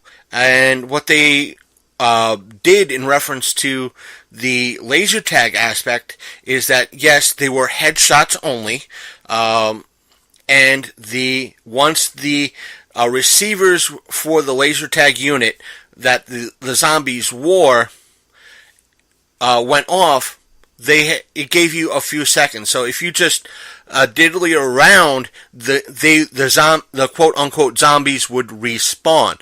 So that was a good idea, and a lot of concerns that people outside in from the event, their concerns were, and understandably so, were the aspect of West Virginia is a open carry state. Not to mention I think the laws have changed that you can do it without a permit. But to sidetrack a little bit, I am the person that if you choose to open carry, you are in an open carry state. Please apply and go for your concealed carry permit. Spend the $200, $300, $400 for this permit. That way you go through the proper safety class and know what exactly to do. But that aside, to kind of prevent the aspect of somebody wandering in with a weapon that is not authorized, which means if they had to have somebody in there like a police officer or a state trooper, they were obviously allowed to go through with their weaponry. But if you're going there, if that officer was off the clock, they would have to keep their weapons, or if you owned a sidearm, you would have to keep that weapon in your vehicle, or any other weapon such as knives, sharpened spoons, mace, pepper spray, those type of weapons, sharpened sticks, that had to be in your vehicle, or if you walked to the event, like what I did, your weapons had to stay home in a secure spot. And to help prevent people going, yeah, it's locked in the car, they did wand you down to make sure that you weren't carrying any type of weapons, and they didn't pat anybody down. They wanded you down to make sure you weren't openly carrying or concealing any weapons on you. And as per some of the experience, their theme was you went into a mission control, and you had a commander come out and give you the speech, which was, hey, the standardized script that they would have to do. In essence, the rules, and explain the rules, which is, you can't, as much as if your gun does not work or seems to fail, please do not butt the zombies in the head, do not punch the zombies, do not cause any harm.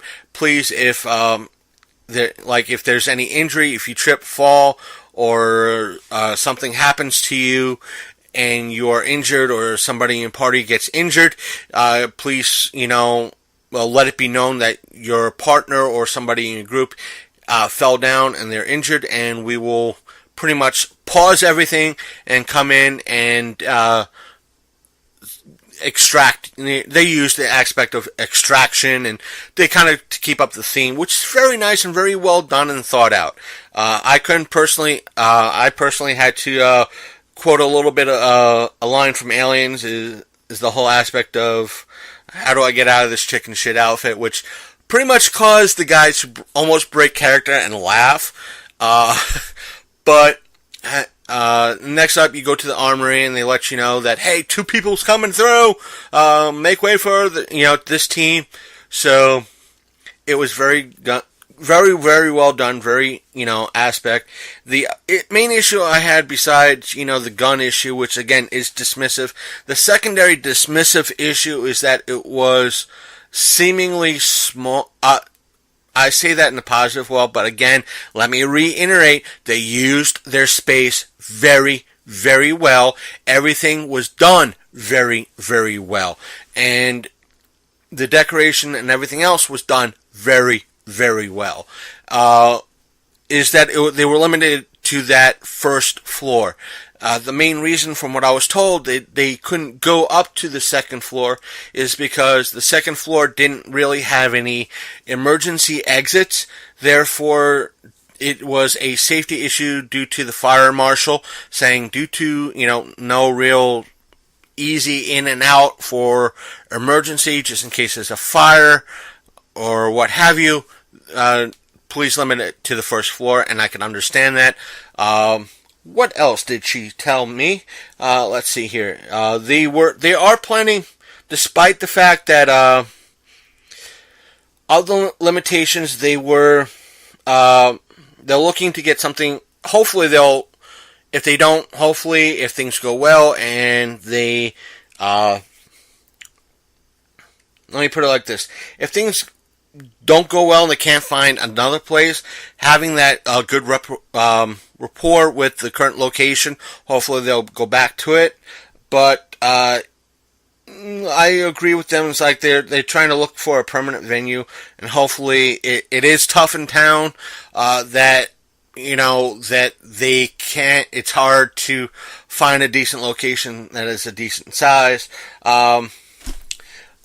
Again, they reiterated that a second level would be great, but the city, again, the fire marshal, since there's no escape door or a big fire exit on the top floor, they couldn't really use that route as a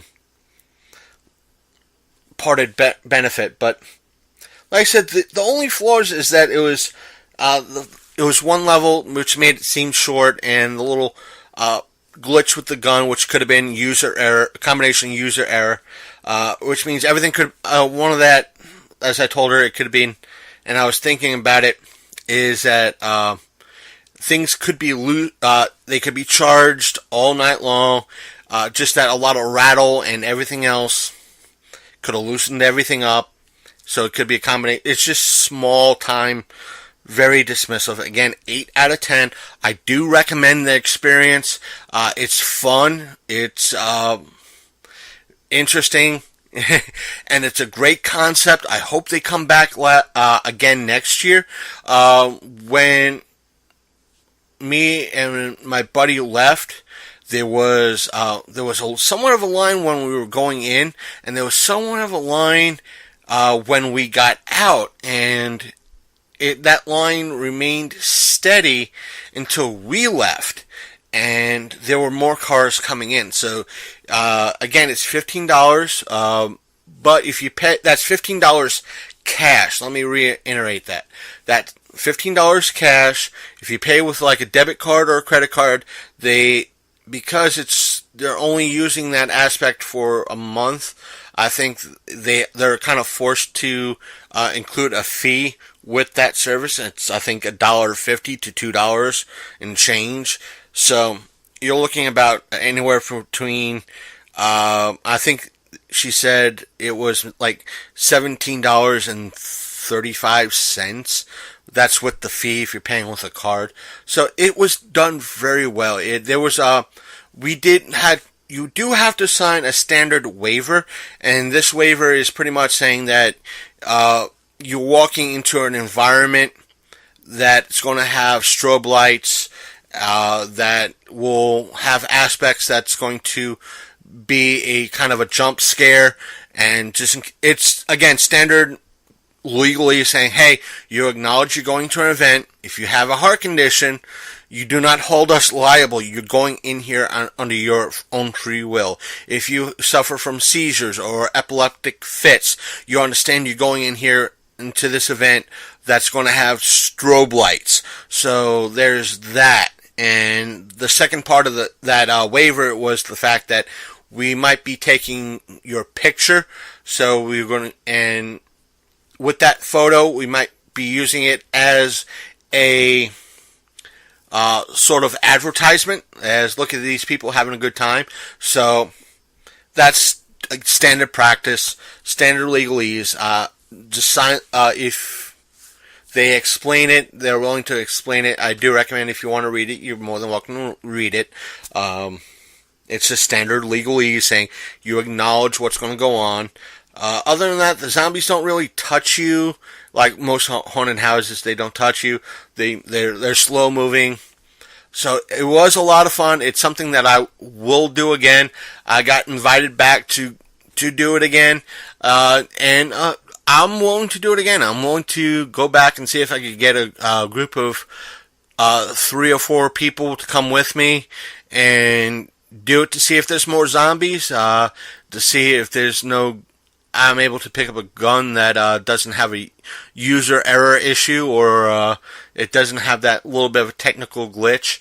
But like I said, it's for those out there, it does have that Call of Duty Zombies feel to it. It's more or less like a Left 4 Dead feel to it. That you're going on a set path. But it's fun. I recommend it. It's it's off of Ray Street, near Anthony's Pizza. There's signs. It's closer to the train station. It's on the train station side of Ray Street. Again, it's $15. Let me bring up their address. That way I can tell you guys some more information about it. I know I should have brought it up, but let's see. Facebook is launching. Let's see here. I'm on search. There it is. And let's see here. Their address is 119 East Ray Street, Martinsburg, West Virginia. I'm not going to really dox them. I'll put their by putting their phone number on blast, but I will put their link to their website in the description.